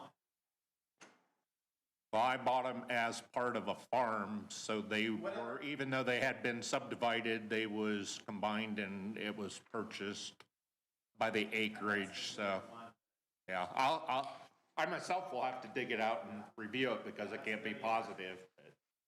Interesting discussion, thank you. Thank you, Chris. Yep, thanks, guys. Appreciate your time. We'll be in touch, Jim. I'm sure. Sure. It is 4 minutes. They're out there talking. Yeah, Take a quick break. sure. Let's take a. Andrew has one more thing, though. If,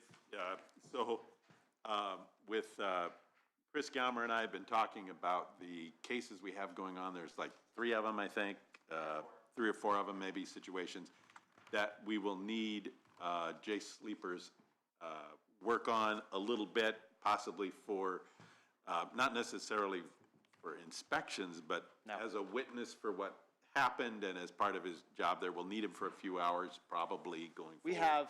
We've got, I believe, 4 cases Yeah. that are either have a judge's order on or going through the legal process. Thrush is one of them. He was, Sadison, yeah, they're close to Albright, getting and that there's that one set more. up. Sadison and Albright. Albright, and then I think there's one more that I sent you, Rodman. Rodman, yeah. Rodman, we haven't filed suit on. Hopefully that one's gonna get sold, so, I don't know. I have updates on that. Okay, yeah. But But, so similar to when I started here 10 years ago, Clinton Hour, the Board of Zoning Appeals was being sued by, along with Speedway Sand and Gravel, for the airport authority. by the airport authority. When that lawsuit was happening, Clint resigned, went to Steuben County, I was hired. The commissioners at that time created a contract with Clint. That's this one right here. We pulled it out. There's, you can do a contract to keep. Yeah, so it would be a contract between the commissioners and, in this case, Jace, to still allow for him to be a witness, really, if there's something that needs to On an as-needed happen. basis, probably not a lot.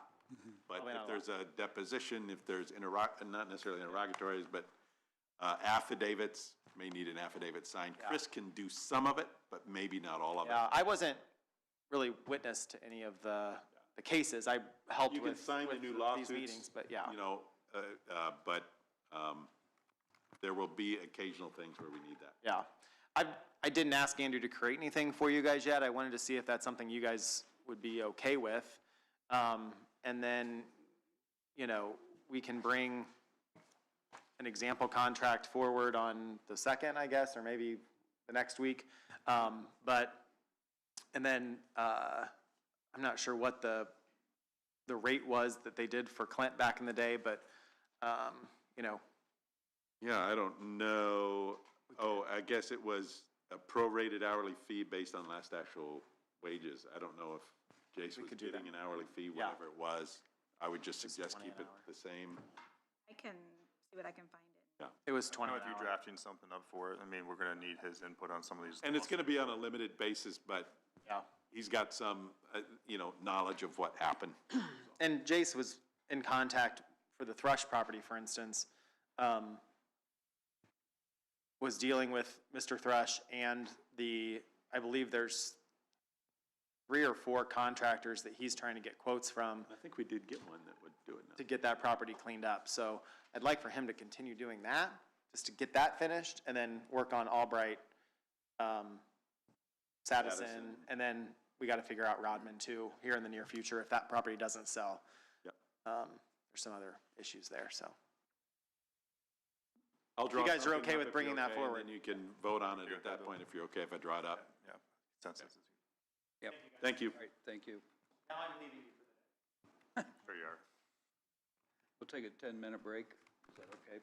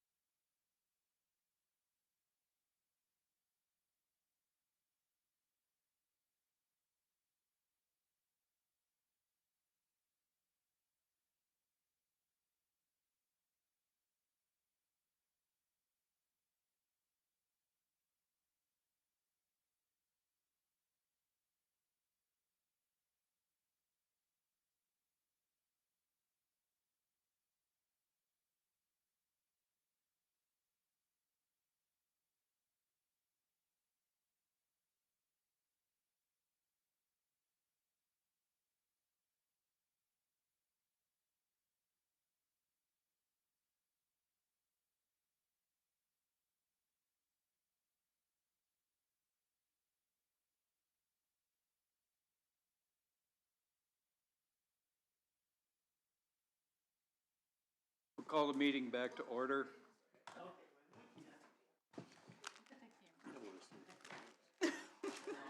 What's that? No, you're fine. We're all- Scotty, do you want the floor first, or do you go right to Lauren? Oh, there it is. It is on.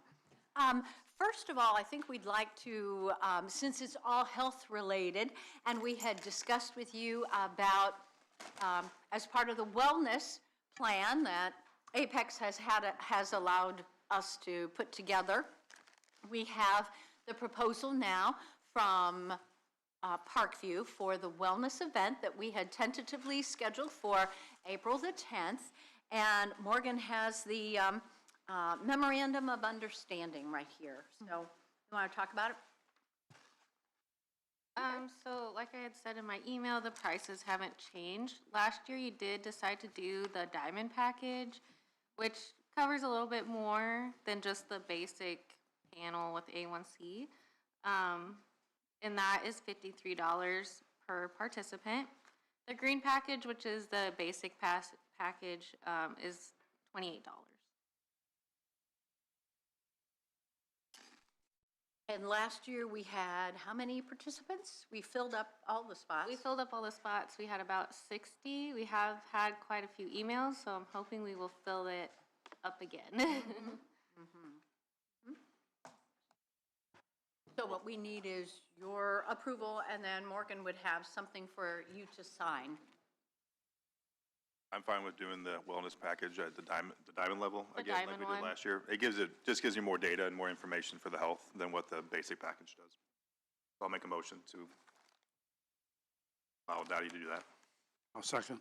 We have a motion and a second on the floor. Any other questions or comments for the wellness program? Hearing none, all in favor signify by saying aye. Aye. Opposed? Motion carried 3-0. Okay. Thank you very I will much. get that to you later Do today. you, is that I electronic?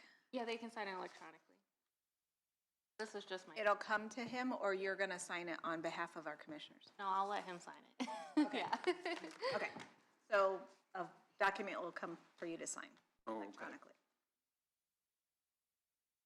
So then, the main reason that we are here is to talk, do a little planning, talk a little bit about what has happened in the last several months with our health plan.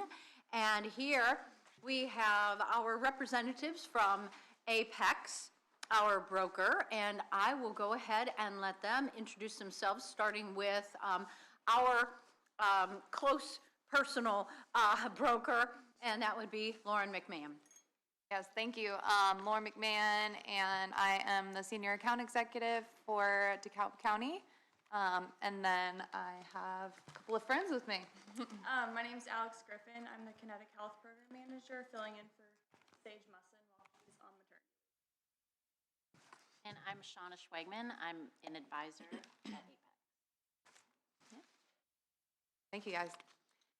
So we're going to go through our pre-renewal strategy meeting, and we have our first 6 months on the new plan with PHP to review, and then look at what our strategy is for moving into the 7/1 renewal.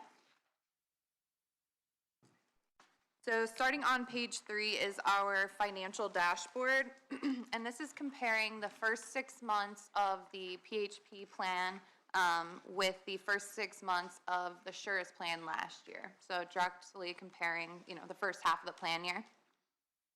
So July 2025 through December 2025 is our current data, and then our past data is July 24 through December 24. So your enrollment is sitting right at around 216 employees on the plan. You were at 212, averaging 212 for the prior year, so about 4 more employees on the plan than there were. Your medical spend is down quite a bit, $350,000 approximately from the first 6 months of the Surest plan. So we're just over $1 million on the medical spend for the second half of 2025. Pharmacy is up, 683,000 is our current year-to-date spend, and we'll talk about, what that is, because there's some high pharmacy costs, and some high-cost drugs on the plan right now. Right now, your split between medical and pharmacy is 60% medical, 40% pharmacy, which is really, really high, on the pharmacy side. We kind of like to see that around 80-20, ideally. But there are reasons, because we do have some high-cost drugs spend. So we'll talk about that. Year-to-date, we have no pharmacy rebates and no stop-loss reimbursements. So I'm going to break that down a little bit. When we moved from our previous plan with Optum, we were getting an admin credit towards your admin fee, which were essentially your rebates for your drug spend was going towards your admin fee. So you can see in the fixed costs that we're a little bit higher than we were last year, and that is mostly due to the fact that we're not getting that admin fee credit. Instead, we went to a 100% pass-through contract for pharmacy rebates so that we're capturing every dollar of what you're owed rather than it being an estimate that Optum is providing. There is about a 6-month lag on those rebates from when you start a new plan year. So we've experienced that lag now, and we're going to start getting those full rebates, and I've requested what that first rebate check is going to be. So as soon as I have that amount, I'll be able to share it with you guys. But that's why the fixed costs are a little bit higher, and there's no rebates yet. Once we do get that first rebate check, since we've already gone through that lag period, then they'll be coming quarterly in the future. So once we have those pharmacy rebates back, the plan will be running even stronger than it is right now. So just a note on that. And then the stop-loss specific reimbursements, none of the large claimants have hit your specific. So that specific deductible that each member on the plan has, no one has reached that yet. So that's why we don't have any reimbursements back from stop-loss.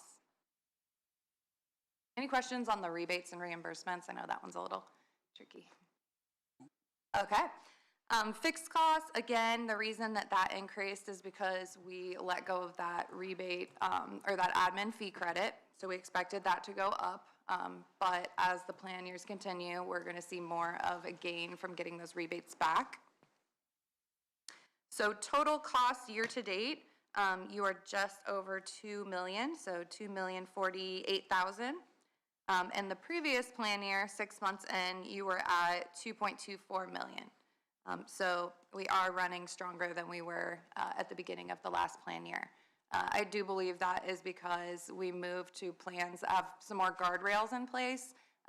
With Surest, there was a very rich benefit, but not really any control on costs. So members were getting care, but maybe not potentially going to the lowest site of care, lowest cost site of care.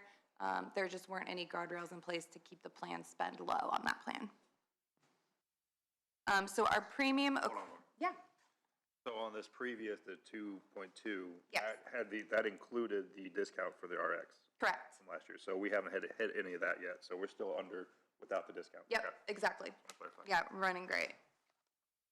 So premium equivalents, what we utilize to develop the premium equivalents are all the costs that the plan has in totality. So all your fixed costs, claim costs, medical pharmacy spend, all of those costs that go into running a medical plan, we utilize that to create premium equivalents, or as you'd be in a fully insured world, just paying premium. So it's our estimate of what that would be. So our premium equivalents year to date, we should be running at about 2.57 million. However, we did budget to maximum liability. So we would want to be under that dollar amount, because if we were hitting it, we'd be at our max liability and in the potential of an aggregate reimbursement. Prior year, the premium equivalents were set at 2.39 million, so a little bit lower. So since our costs are lower and our premium equivalents are higher, we're sitting at a nice surplus for the 6 months, first 6 months of the new plan, of $526,000. So again, since we did budget to that max liability, our goal was to create that surplus to make this plan sustainable. So we want that. That is great that we have it. The reinsurance premiums, that is what you're paying to cap the risk of each member on the plan. So we've paid $245,000 in those premiums year to date. That's by far the largest fixed cost of running a self-funded plan. And we haven't had any reimbursements back, so we are sitting at a 0% loss ratio right now.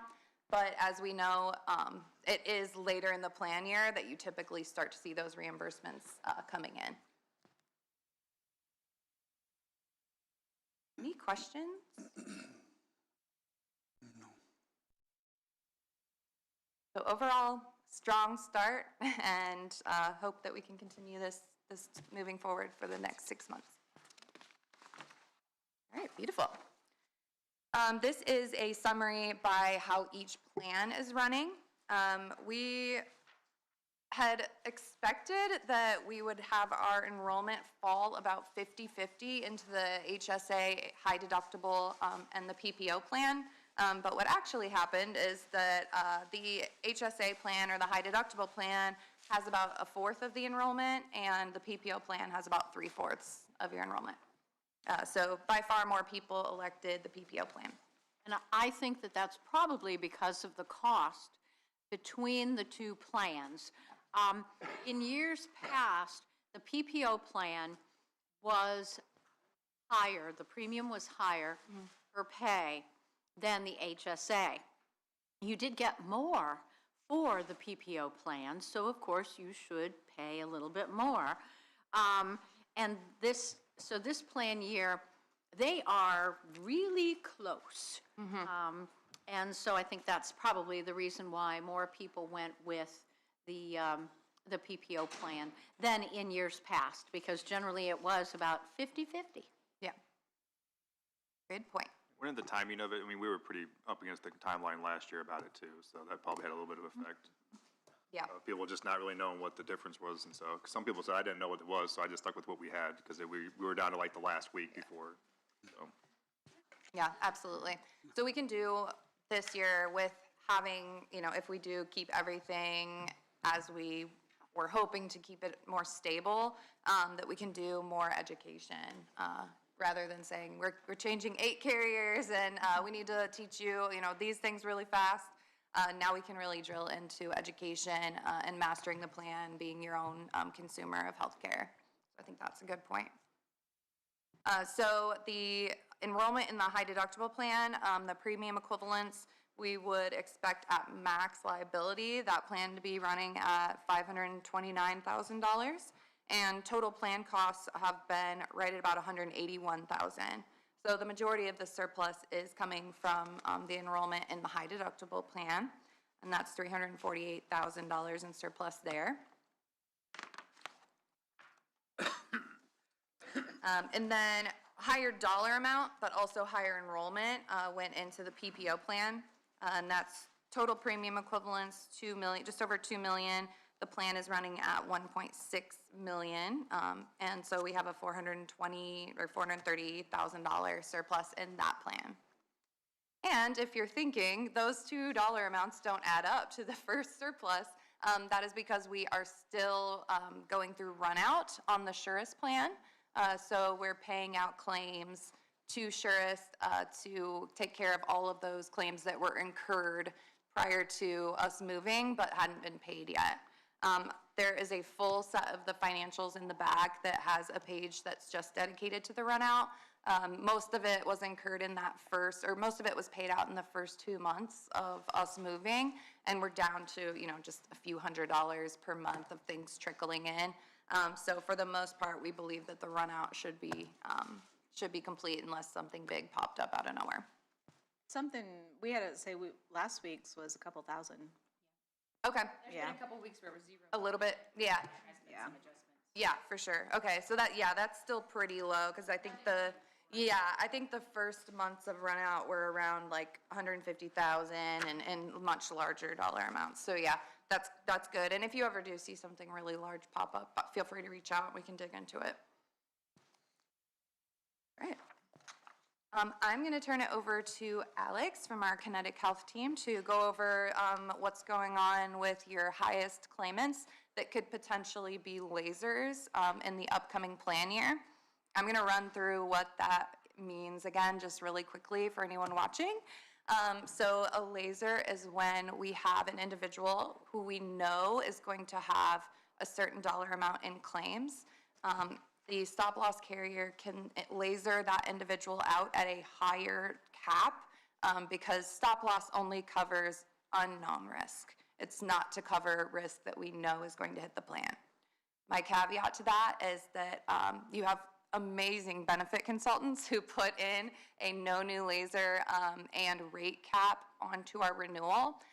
So they can't add a laser without our approval, but they can load that into the premium for the stop-loss actual policy up to the 50% that we wrote into the contract, which is the cap. And when you think of a potential laser that could be $1 million, $2 million, 50% of your stop-loss premium is nowhere near that. So it's a good protection to have in place. So Alex is going to talk about those claimants who we expect to exceed the individual deductible. Yeah, so thus far from July to December, we don't have January data yet, so this is just through December. There were 24 total claimants to hit my $10,000 or more report. 9 of those being high risk, 8 medium risk, and 7 low risk. And just a reminder, high risk are those ongoing spends, medications, things that I'm seeing month to month pretty consistently, while our medium risk can be things that are popping up here and there, but I do see kind of an end for those things. And then there's our low risk for easy surgeries, knee replacements, shoulder replacements, those types of things. So those 24 claimants have made up $1.2 million in spend, and that's taking up about 56% of total spend. On the next page, you'll see the 9 high-risk claimants that we have up to this point.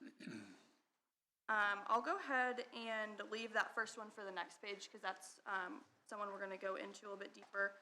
We've got quite a few dermatologics on this plan, so those are going to be our high RX that we're seeing month to month. Some of them are getting filled monthly, some of them are every other month, but we do leave those as high risk just because I know I'm going to be seeing that medication filled every month. Yeah. We're looking at that detail, and I know that our HR has done really well.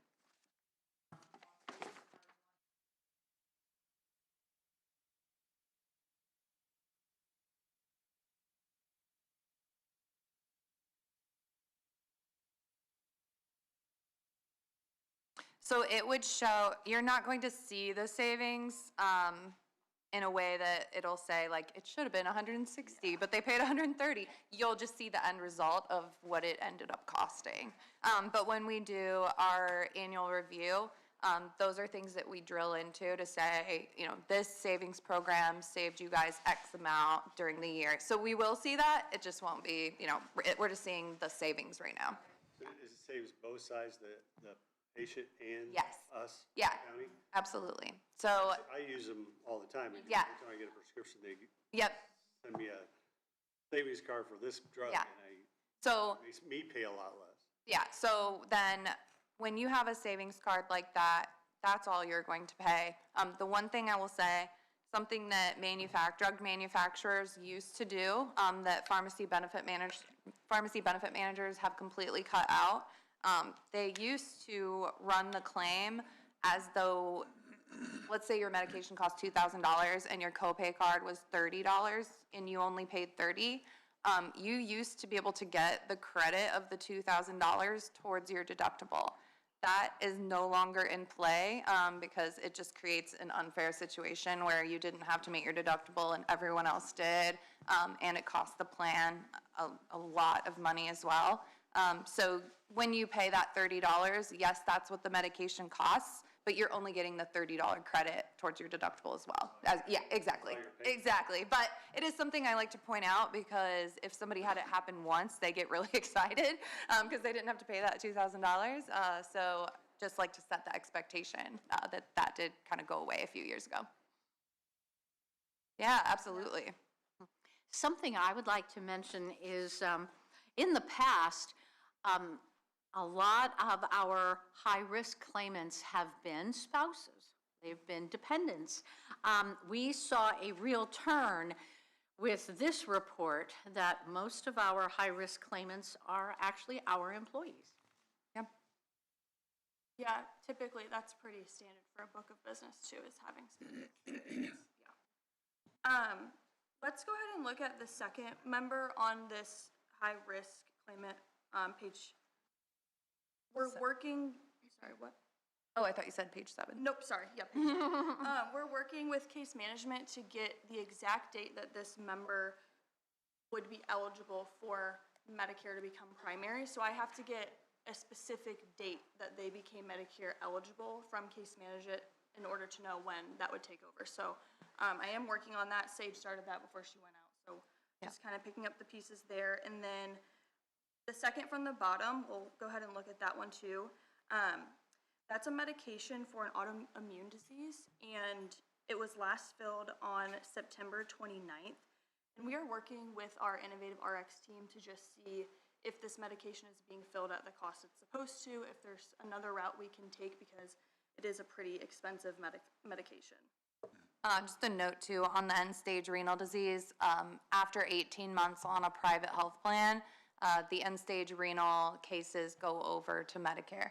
So that's what date she's working on, is because we want to make sure that when that 18 months hits, that we're no longer paying the bulk of those costs. Okay, and then we'll go ahead and go to the next page and we'll look at our 2 potential lasers in more detail. So this member is a member that has hemophilia. So the main spend for this member is that benefits medication that they get filled. So you'll fill it if you have a surgery, or sometimes people will use it as preventive and fill it then, but this member did have a shoulder surgery in July. So it was filled, it looked like before twice and after the surgery. Yeah, just to be preventive for that. I get case management's notes for this member. It seems to be that the medication is used as both on demand and for pre-op measures. Yeah.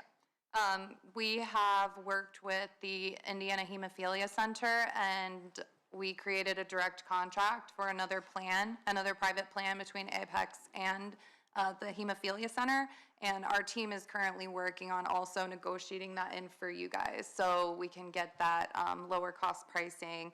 As Alex said, this isn't something that's filled regularly like some hemophilia patients, but still, every time it is incurred, we're going to have that large spend. So we believe we can make an impact on that for you, and as soon as we get that in place and we know the savings, we'll definitely share. Any other questions on this member? Okay, we can go to the next page for a member that has breast cancer. It looks like the member was diagnosed after a mammogram, a follow-up mammogram. I'm struggling to see exactly when the member was diagnosed. It looks like there was a history of breast cancer there, and it kind of looks like a reoccurrence to me. I did see some claims from chemotherapy, but I'm still unsure what drug. But if I do see the drug, I will run it through our Innovative RX team again to make sure it's being administered at the cost that it should be. But last I talked to case management, I'm not seeing any prior authorizations in place, so it actually could have been, could be radiation, or it could have been just a follow-up. So I'm still working with them, but my last date of service was December 2nd of 2025 that I'm seeing. So this could be adjusted once our finance team comes back to me and says, hey, is this member, still a potential laser? And I will have more updated claims for them by that point. Yeah, it's a brand new diagnosis, so we'll have more as time goes. Okay. Any questions on the clinicals before we go into the projection? Okay. So when our data team does their plan projections, there are some assumptions that are made. First, we look at 24 months of claims. The most recent 12 months are weighted the most heavily, so 70% of our weight goes into the most recent 12 months, And then 30% of the weight of the projection goes into that previous 12 months, so that your most recent is the most relevant. We project that forward and we make some assumptions for that. The admin increase, we're just putting trend in, which is 3.8%. Your specific increase, we typically will put in about 12 to 15% on the spec increase. However, since you guys have that no new laser contract in place, we do put the amount that we expected those lasers to be. That gets loaded into the specific premium, because they will. That's where they'll put the risk. So 35.5% is the projection, but as Alex said, we can always adjust that as we get closer. Your ag cost increase, which is that aggregate insurance, which protects the plan as a whole. So that's not the individual member risk, but your total plan spend risk is also kept. PCORI fees, those are mandatory to be paid each year. They are a very small portion of your projection, about $1,500 total. So there's a 10.2% increase going in for next year. PCORI, so every self-funded plan is required to pay a fee. It is Patient-Centered Outcomes and Research Institute. I'm 95% sure that's the exact ones, but essentially it's just a fee going into research. And then our blended trend, we're looking at a 7% medical trend and 12% for pharmacy. So blended for you guys, we're trending 8%, 8.1% forward. And then your individual specific deductible, that is that risk per member on the plan is capped at $150,000. So our 2026-2027 plan projection, our expected is in the first column, so that is this year, your 25-26 plan year. And we expected $3.4 million in claims, about $38,000 in your admin fees, $540,000 for stop loss coverage. That organ transplant coverage is $33,000 annually. Your patient-centered research, that is about $1,440 this year. And excess laser liability, you don't have any additional laser liability. There is one conditional laser, but we don't list those in, so currently 0. So your expected spend for the year is $4.12 million. We did budget to that maximum liability, so that full protection of the plan at $5.13 million. And we did update your enrollment to current so that the spend is going to look more accurate for the upcoming year. So looking at medical and pharmacy, again, we're taking your actual data and projecting that forward and trending it. So that is $3.87 million. Admin fee, right at about $143,000. Stop loss coverage, again, because the lasers would be loaded into the premium, that's why that's significant. $715,000 for next year. Organ transplant at $36,000, and then your PCORI is right at $1,600. Again, they can't load that laser liability in, so there's no additional liability there. If we're looking at your expected costs, so this is right at expected, you have a 50% chance of going over that number and a 50% chance of going under. That is about $4.77 million for the next plan year. If we did set our premiums at this level, it would be a 7.1% decrease from your current premium equivalents. Since we are still a young self-funded plan and we are still trying to build that reserve up, I wouldn't recommend going to expected straight from maximum liability. So right now, if we're comparing where we're at with max liability to 26-27 max liability, that would be an 11.8% increase to the plan.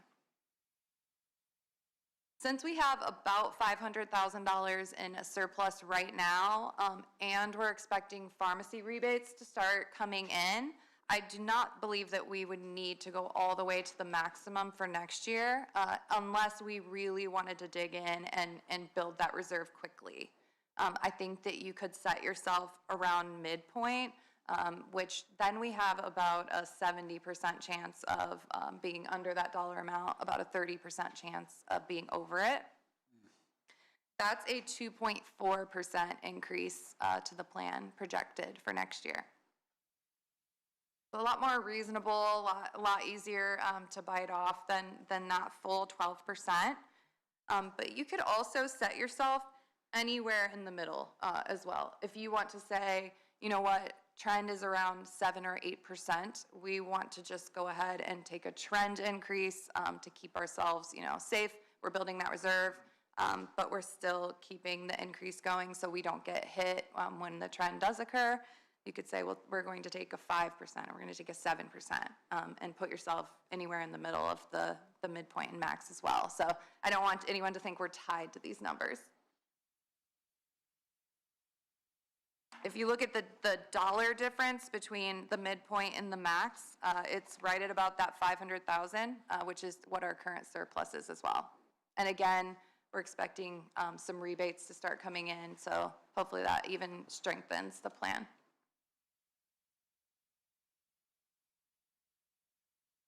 What are your first reactions to that? Good.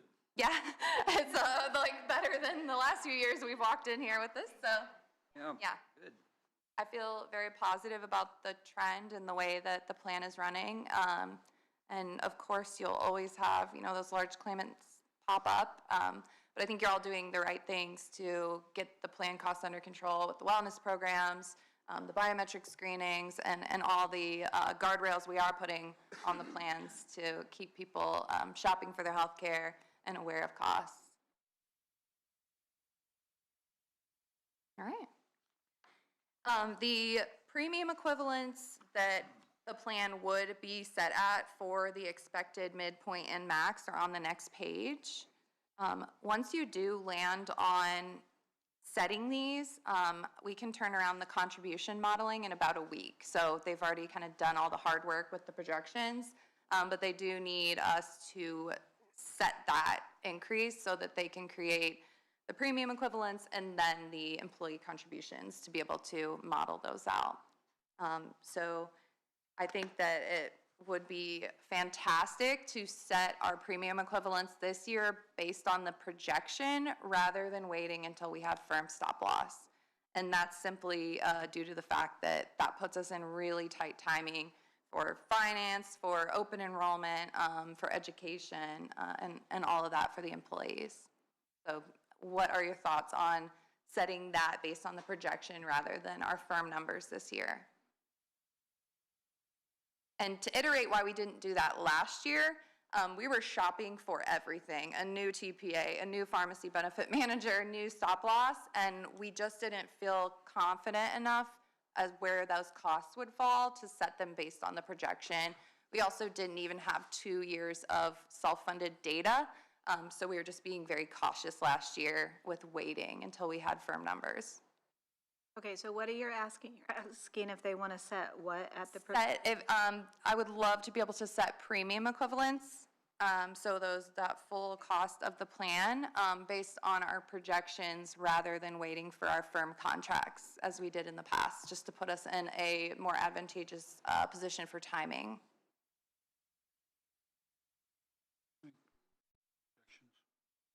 Okay. Feel good about it? That makes sense. Okay, I love that.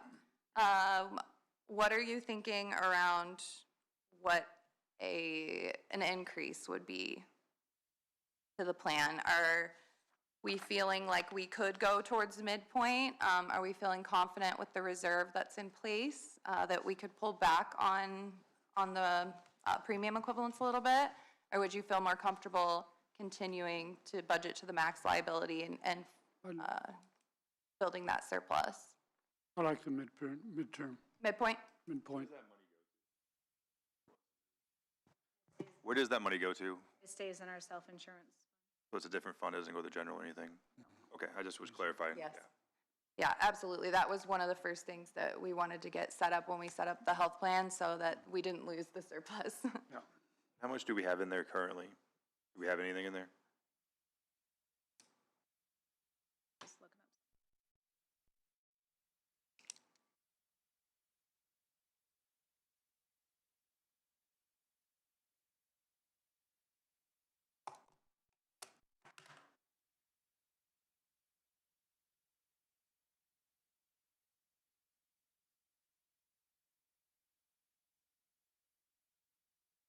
Right now, we have 3.2. 3.2.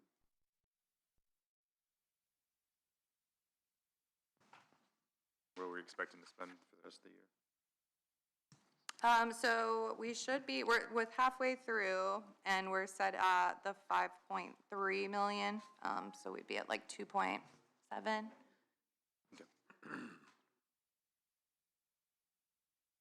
But these are also on a lag and she's in real time, so. Oh, I know. Yeah. And then we also have the RX. Yes, stuff rebates coming in. too, so. I'm hearing that surplus because we are all paid up on claims. We're current now that PHP is fully processing those timely. Yeah, I feel really comfortable, suggesting midpoint for setting the premium equivalents. 2.4%. Mm-hmm. Shauna, do you feel? Okay, good. That was 3.4, 2.4. Yeah. 2.4. Mid-range. So we'd be looking at a total, budgeting on a total of $5,250,000. Yes. Correct? Okay with that? You okay with that, Bill? Yeah. Jim, you okay with that? I believe so, yes. That's what I, That doesn't all come out of your budget. I know. That's just what we're setting the, yep. I will have our team put together the contribution modeling for midpoint so that we can address what we want employee contributions to be. All right. I think that was a really good move. I think that will be really set up well for timing to do a lot of education this year. Okay. Looking at the next page, we're going to talk a little bit about Samaritan Fund. We have discussed this in the past, but if anyone's newly watching or listening, I will go back and kind of re-explain this. So Samaritan Fund is a fund that assists high-cost claimants with their medical claims and helps them find a medical plan that is best suited for them. It is for the member who goes over to Samaritan Fund, it is zero cost. So they have no premium costs, no deductible costs or out of pocket. So their health insurance essentially becomes free. So this is inspired by Good Samaritans. This is something that employees have to qualify for. So that all goes through the Samaritan Fund. DeKalb HR, Apex, we don't have anything to do with that. We help you get to the Samaritan Fund so that individual can explore it. And it is a third-party plan from the exchange where the member is assisted by someone directly from this fund. They help them find a policy that covers all of their current medications, doctors, everything, making sure it's in network. And they also handhold them through any issues with the plan. You know, it isn't like they're going out on the individual exchange on their own and trying to navigate this. They get their own navigator through the Samaritan Fund.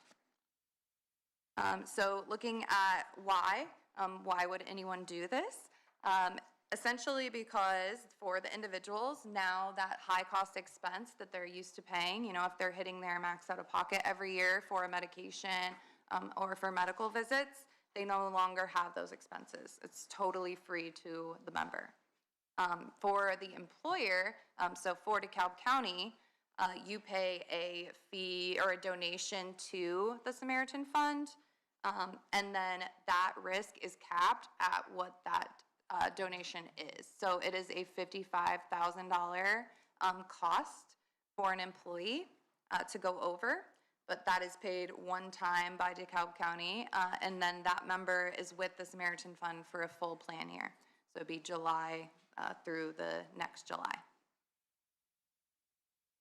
So if we're looking at claimants who, for example, are already over $100,000, 6 months in, that would be a wonderful opportunity for somebody to have no-cost insurance and for the plan to also recognize that full savings.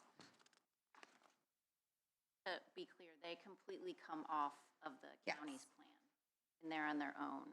So that 50,000 is what you pay for that person. They're no longer on your plan. Yes, so that's the full cost to you. You don't have any claims costs, plan costs, premium costs. That all is now paid for by the Samaritan Fund. If a dependent is on the plan with an employee, or the dependent could even be the high-cost individual, they would still stay together. So now for that whole family, the cost is zero for their insurance, for mom, dad, children, the whole bit. So that is no cost to the whole family. Each individual that is added to Samaritan Fund is an additional $15,000, but it's capped at $100,000. How much? $100,000 is the cap, yeah. So you could, if you have a employee plus a spouse, then you would only be at the $70,000. It wouldn't go all the way up to the cap. So that is the total cost for you. We would promote to all employees. This is not something that can be specifically promoted to any individual, so we would educate all. And they make that choice if they want to go through the process of seeing if they qualify. To be clear, someone who didn't have that amount in costs would not qualify.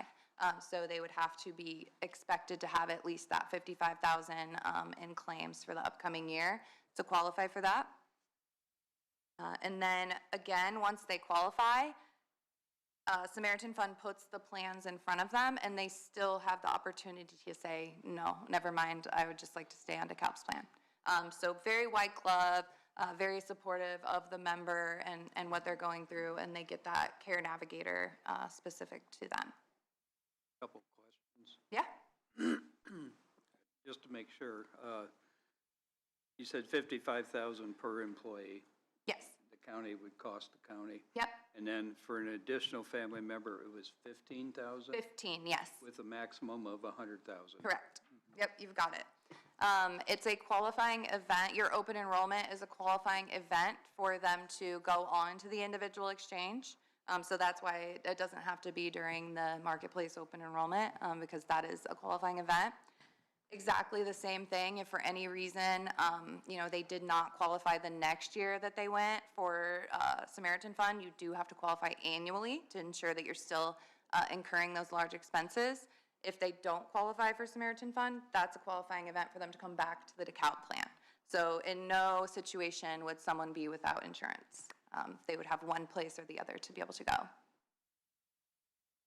So again, this would be their individual choice to go on Yes, this? always their choice, even up until the very end. Once they do say yes and enroll, then they are in for the 12 months, unless they have a qualifying life event, just like they do now. And the 55,000 is considered a contribution by the Yes, county? a contribution, yes. Just trying to understand. Absolutely, I get it, yeah. It is one of those things where, what do we hear over and over again is that it's too good to be true. But I personally have plans who have several members who have been able to utilize it, and it's an absolute game changer for costs. I mean, when you're expecting to spend, your specific is $150,000, you know you're gonna spend that $150,000 on that individual, and now you have $100,000 savings because you just contributed the $55,000. Make sure my words are correct. What is their deductible if they go on that plan? So they will find a plan that covers them in entirety. So their deductible could be $4,000, but the Samaritan Fund pays it. So for the member, it's nothing. They won't have any costs. Okay.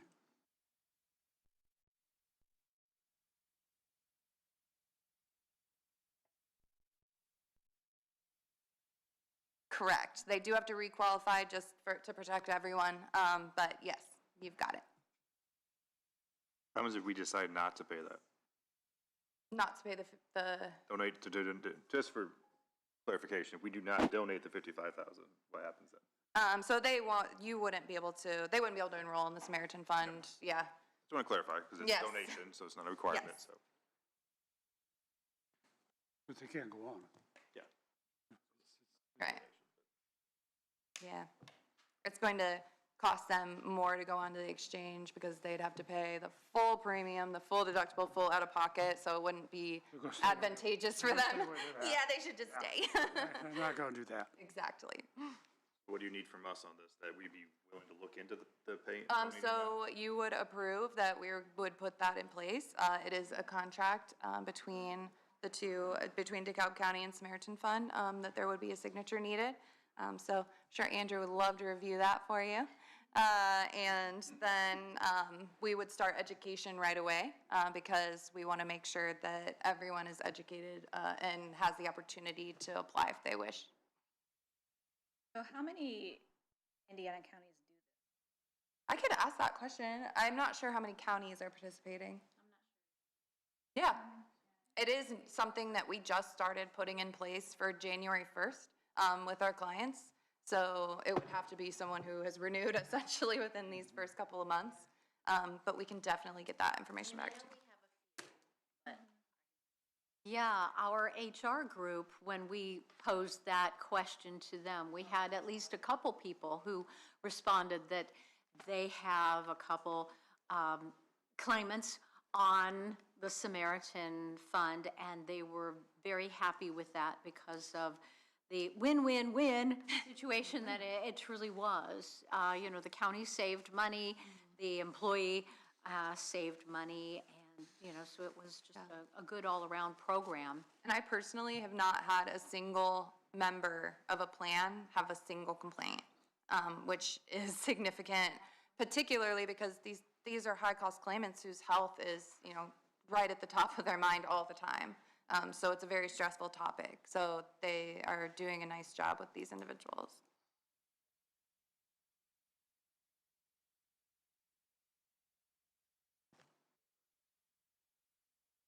The 55,000. So essentially, they would need to exceed, their claims would need to exceed the or the donation that would be made. Yeah. Yeah, and then since we keep the families together, then it would be the additional, even if they're not high-cost claimants, any dependents would be the additional 15,000. So then we would be looking at, okay, this is now a family of 6. Do their total claims exceed 100,000?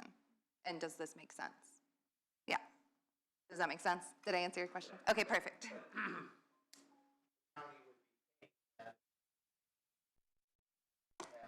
And more, exactly. And with the risk on the plan, that is also increasing our stop-loss premium year over year. It's increasing our claims projections year over year because we're trending that all forward. So it is a win-win-win, genuinely. I've said this in past meetings, but just want to reiterate, we don't know how long this fund will be in place. We don't know, you know, if they're going to, you know, say in 2 years, 3 years, that this is not sustainable any longer and, you know, something changes. But again, if that were to ever happen, that would be a qualifying event. You know, the Samaritan Fund isn't going to exist in 2 years. That's a qualifying event for them to come back to the DeKalb plan. So it's kind of a take advantage of it while it exists type of program.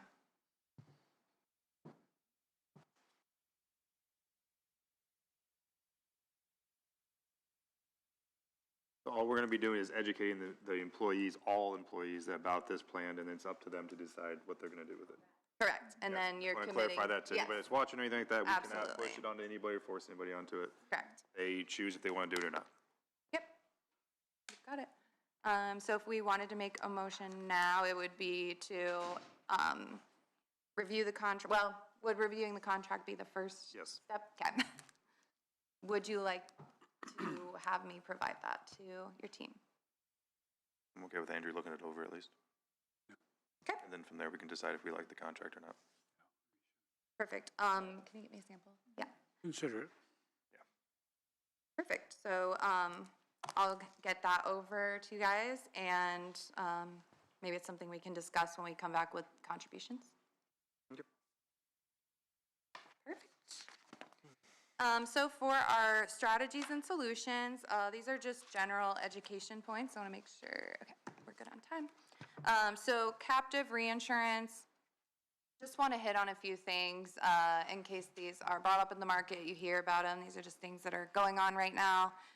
Captive reinsurance solutions, this is when you join a larger group and purchase stop loss in bulk, essentially. So you're getting more membership and going out to the market as a larger group so you can get more competitive pricing. Pros and cons to this. First is that now you're in a bigger risk pool and you don't know what that risk is. So if you're in with, 10 other employers and someone has a hemophiliac that is spending $2 million a year, that's now part of your risk pool and you have no control over, any of what's going on with how they're managing their plan. But then it does in higher years for you can level out costs. So you may have a really good year and get less of an increase and then have a really, really bad year and then your year increase will not be as staggeringly large because it's more spread out. You're also paying operational expenses to whoever's managing the captive.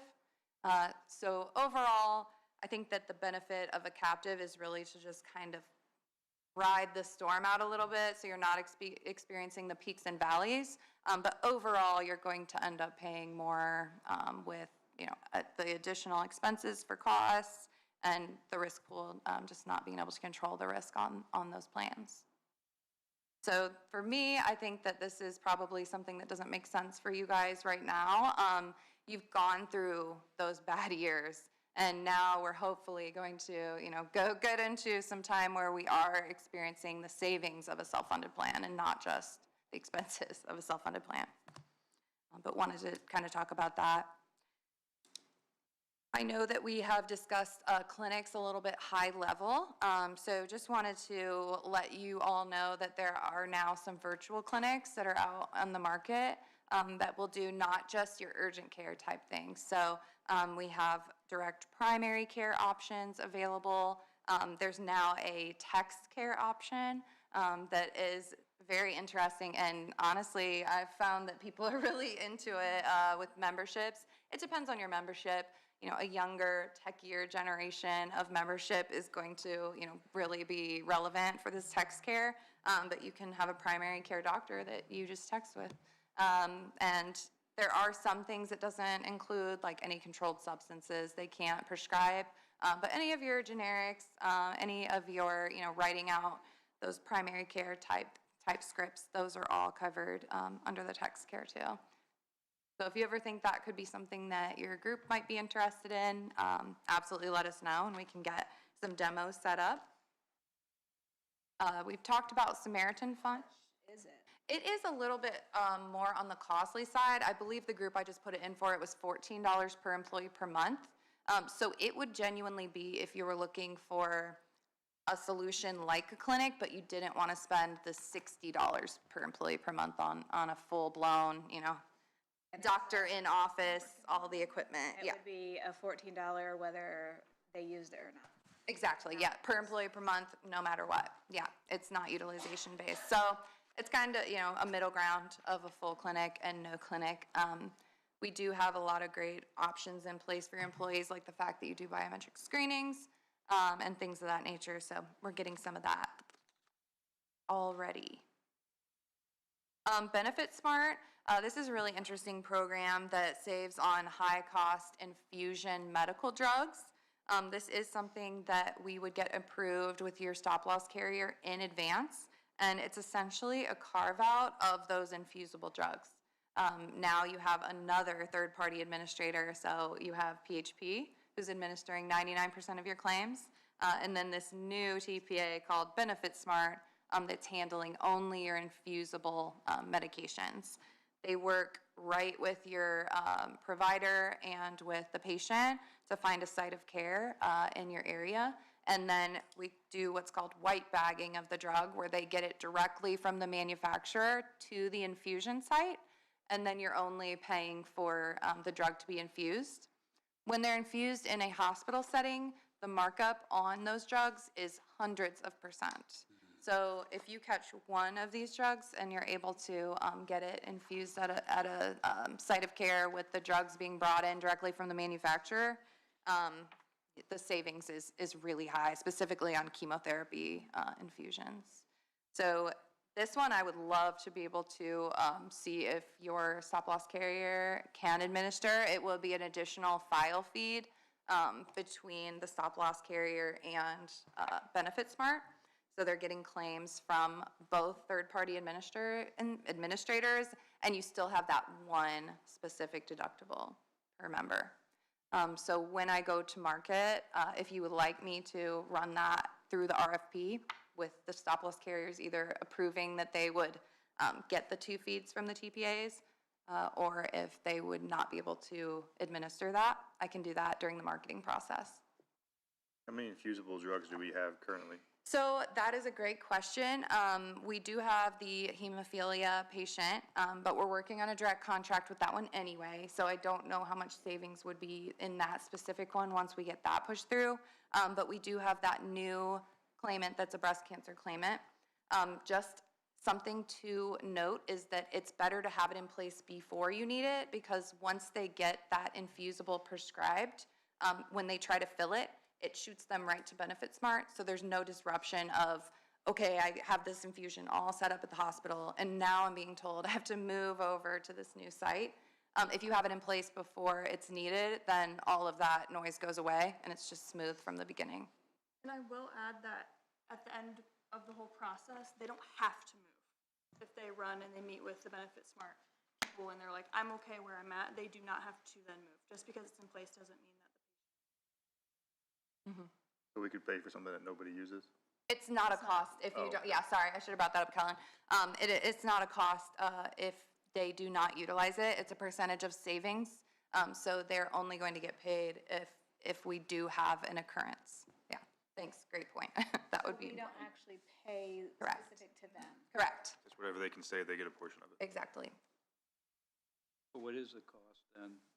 There's not. Do you know the percentage of savings off the top of your head? I might have to pull that and I'll get that to you guys as a follow-up. It was on the more reasonable side with the percentages of savings I've seen in programs. So I'll get that to you. Get to my notes page.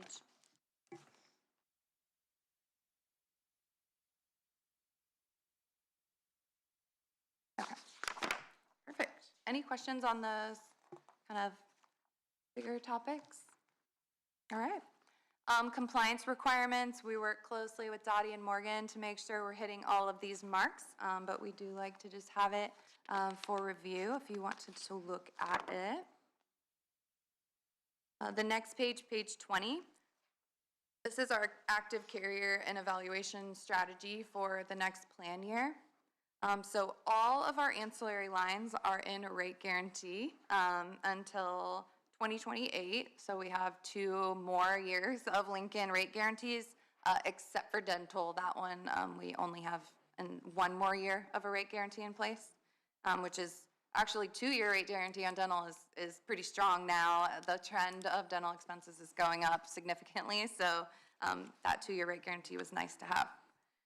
The lines that are up for renewal are your PHP medical administration, so the claims administration, your reinsurance, that individual cap on members as well as the overall cap protection on the plan, your pharmacy contract, and then organ transplant is also renewable each year. So with the overall goal of trying to limit disruption this year, as we've discussed in past meetings, my suggestion would be to only market your reinsurance and your organ transplant coverage this year. We have a really wonderful pharmacy contract in place with Prime Therapeutics that our team actually negotiated with PHP and the pharmacy benefit managers that they work with. So we have 100% rebates coming to you, and all of the fees you pay are clearly stated. There's a fee to the pharmacy benefit manager, a fee to Apex for negotiating the contract, which totals to about $6 per claim. So you're truly getting all of the rebates that are coming back to you. So I'm very excited to see what the first rebate check looks like. So thoughts on negotiating, taking to market only stop loss and organ transplant? Yes. Medical reinsurance. Sounds good. Perfect. That is what we'll put out. And I already have the census from Steel. Now that we can pull those right out, that's great. So we'll be able to kick that out now. So our multi-year strategy, these are the items that we indicated 6 months ago that we wanted to tackle this year. Monitoring our pharmacy spend, seeing our rebates under our enhanced pharmacy contract, continuing to evaluate the wellness plan, which was approved, holding that voluntary open enrollment on January 1st for the new lines of coverage with Steel benefits. So that was kind of our dry run of open enrollment with Steel, and that happened. So those lines of coverage went into effect January 1st. And then considering Samaritan Fund, as well as our Apex Second Opinion program. We did discuss that at the last meeting. That is essentially a second opinion program for cancer and complex diagnoses. That is the one that our Kinetic team would be able to monitor and recommend if anybody wanted a second opinion for their diagnosis. So that is something we sent a sample contract over for, but we're happy to do so again. This is another item that we don't make any money on. There is a one-time fee that goes directly to the Mayo Clinic if that is the second opinion program that is utilized. And then MD Anderson, there is no cost. That's for specifically for cancer and is located in Indianapolis.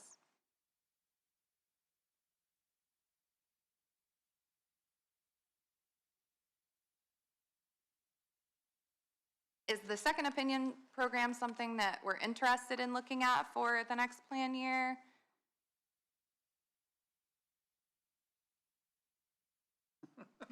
We can either do it bundled, MD Anderson and Mayo Clinic, or my recommendation is if you're kind of on the fence about it, you can put in place just MD Anderson. That's correct, right? You can, okay, just the MD Anderson portion, which is no cost to you.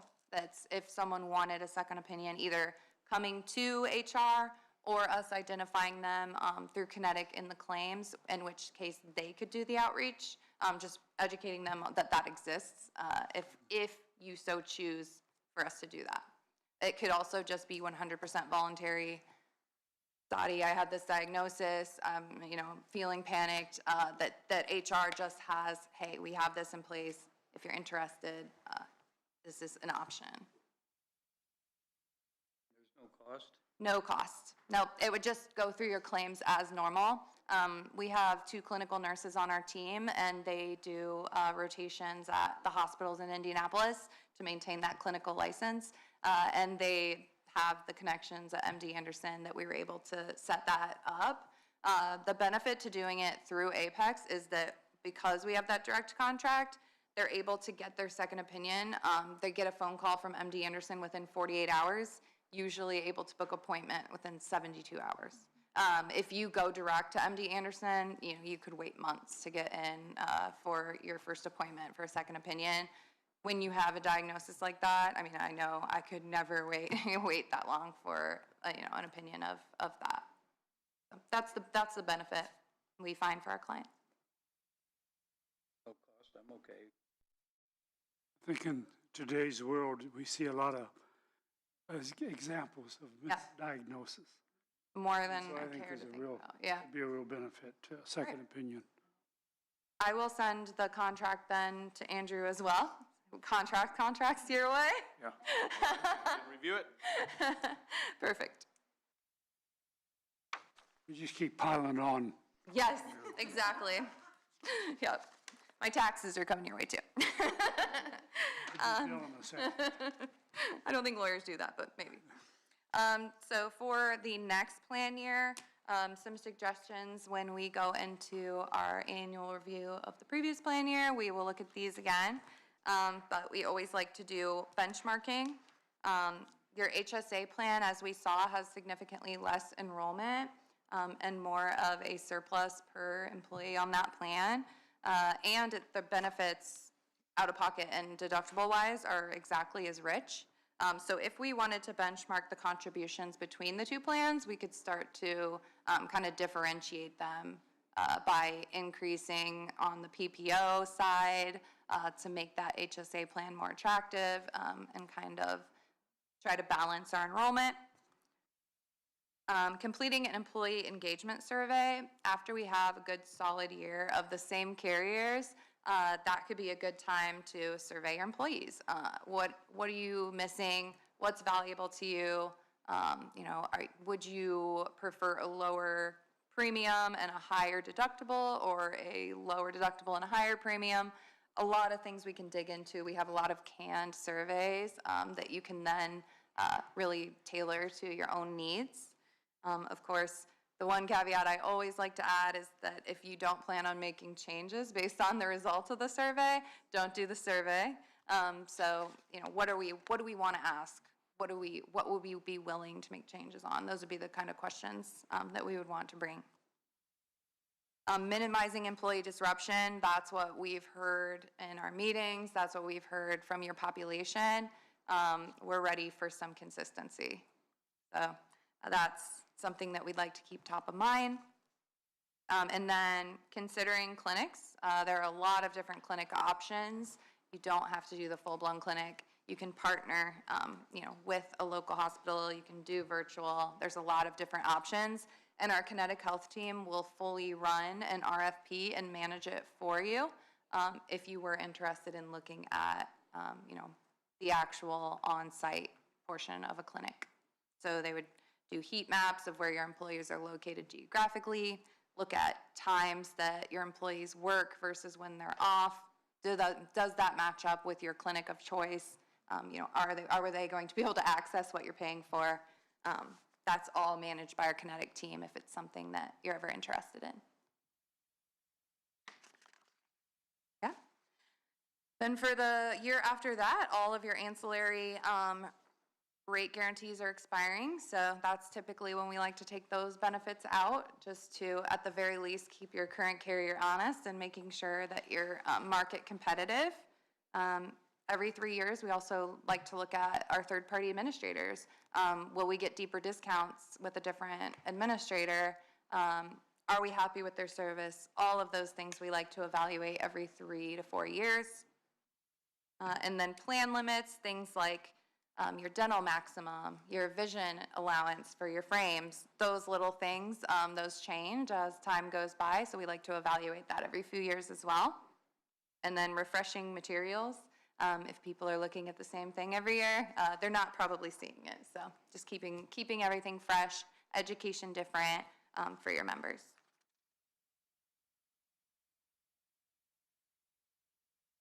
Timeline-wise, we are right in the heat of it, so we're starting to get everything out to market. Next month, we'll start to see your renewals coming in. So your admin renewal, stop-loss renewal is due in April. They wait until the last possible minute so they can get as many claims disclosed as possible. But now that we've set our premium equivalents, we do not have to wait for April. So we can start moving forward with getting all your materials ready for open enrollment with Steel. Then we have OE in May. That would be really nice to have it in May. Yes, I put so May that, specifically. Payroll can do a bunch of data entry in June so that everything is calmly ready for July 1. Yes. That'd And be nice. Appreciated all of your patience last year as we did have to wait, and then we were in that fire drill scenario. It's gonna be great to get rid of that. So for action items, I have some contracts to send Andrew. I'll put together the contribution modeling for your midpoint premium equivalents, and we'll start getting all of everything updated for Steel for open enrollment. Taking that out to market, your stop loss and organ transplant, or your reinsurance and organ transplant. Did I miss anything? Any additional questions, comments? Okay, tell me that again. To market is going what? Reinsurance / stop loss and organ transplant. We did have someone who was on the organ transplant waiting list. So my guess is going to be that a new carrier will not bid on that, but still, we like to push it out. There's a few carriers. Okay, great. Thank you guys so much for your time, for working through your lunch. This is very important to all of us, so thank you. I've got a question. Yeah. In exhibit, where was it? Down in the exhibits, there was a graph, percentage line of what the employees are paying Yes. and what the I like that data point. county. Yep. So that is in the back, in the financials, and it is, and sorry that these aren't numbered, guys. I've got They came right out of PDF. So this graph shows how much your employees pay of the total gross claims and how much the county pays. So your employees pay 11.2% of the total claims. So those are your co-pays, what you're paying towards your deductible, towards your out-of-pocket maximum, and the county is paying the other 89. Yeah, 89%.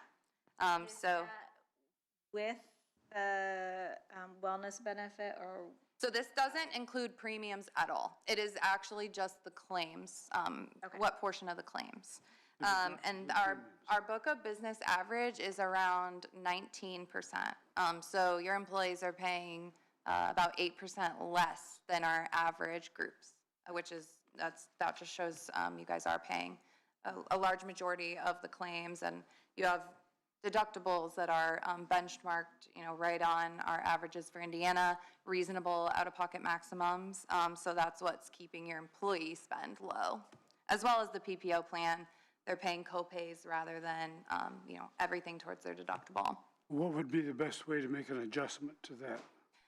If you were are you trying to have employees pay more on the book of business average? So Yes. that would be things like raising deductibles, either eliminating co-pays, so going to just an HSA plan. That would be something that would make a very direct impact. Or you could increase co-pays. Co-pays. Yeah, a little bit. On the PPO plan, yes, thank you.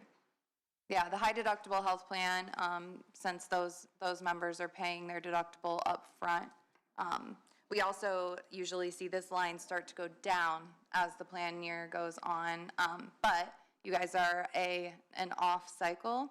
So January, your employees' deductibles are going to reset, even though the plan, it doesn't renew until July. So we're going to see your employees be picking up a little bit more now in the January and February months. So your line might actually go up a little for employees shouldering a bit more because we're about to have that reset. Does that make sense? Usually we see it start to go down at the end of the year, but for you guys, it's going to go up. Bill, you were asking that question, I think you were trying to refer to the fact that what percent do we pay of the health premiums, the premiums that the employees are, what are they paying and what's the county paying? We were working right around like the 8 to 14% range, depending on the tier. But when we bring the contribution modeling, it'll have that broken out by each tier, by each plan. So it's really broken down. So I'll make sure to get that. Yeah, and I think we were trying to get. Employee only is 8, employee spouse is 14, employee child is 12, and employee family is 15. I'm actually like pretty impressed. I remember those numbers. That's not my usual brain. Yeah, so that we were working towards pushing that more towards the benchmarking, the averages. So we had like a step strategy in place. But then we've also discussed maybe potentially pulling down employee child, employee only. So we'll just definitely have some good discussion once we get that breakdown. Where are we at? I can bring a whole benchmarking report if you'd like. You guys, I can tell you though, you are much lower than the benchmark. Typically, employees are paying more other places. You're below, yeah. They're a very rich plan, very rich contributions. And other places as in county work or other private sector or?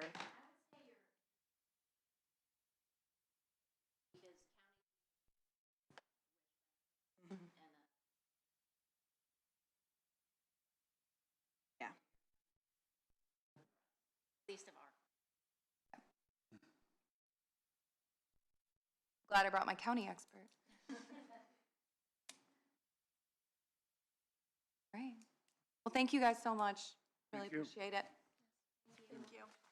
I almost understood all of it. Yes, it's happening. That's saying something. Good, I love that. That's amazing. Great feedback. The only thing I want to add, nothing to do with the health insurance, is for the timekeeping committee, I want to, if it's okay with you guys, to have HR have a representative on that committee also. So, I don't think that you actually, just want to clarify so everybody is watching. do you want me to list out those? The motion was just. To start one, create a okay. committee and you were the commissioner rep. That's fine. We can do it that way. I just letting you guys know that I'll probably have HR on it too, so. Okay. Yep. Commissioners, do you have anything more to discuss? Andrew? Pardon me? Yeah, I think everything can wait. Okay. Susan? Jody? No? Nope. Hearing no one, this meeting is adjourned. Thank you, Jody.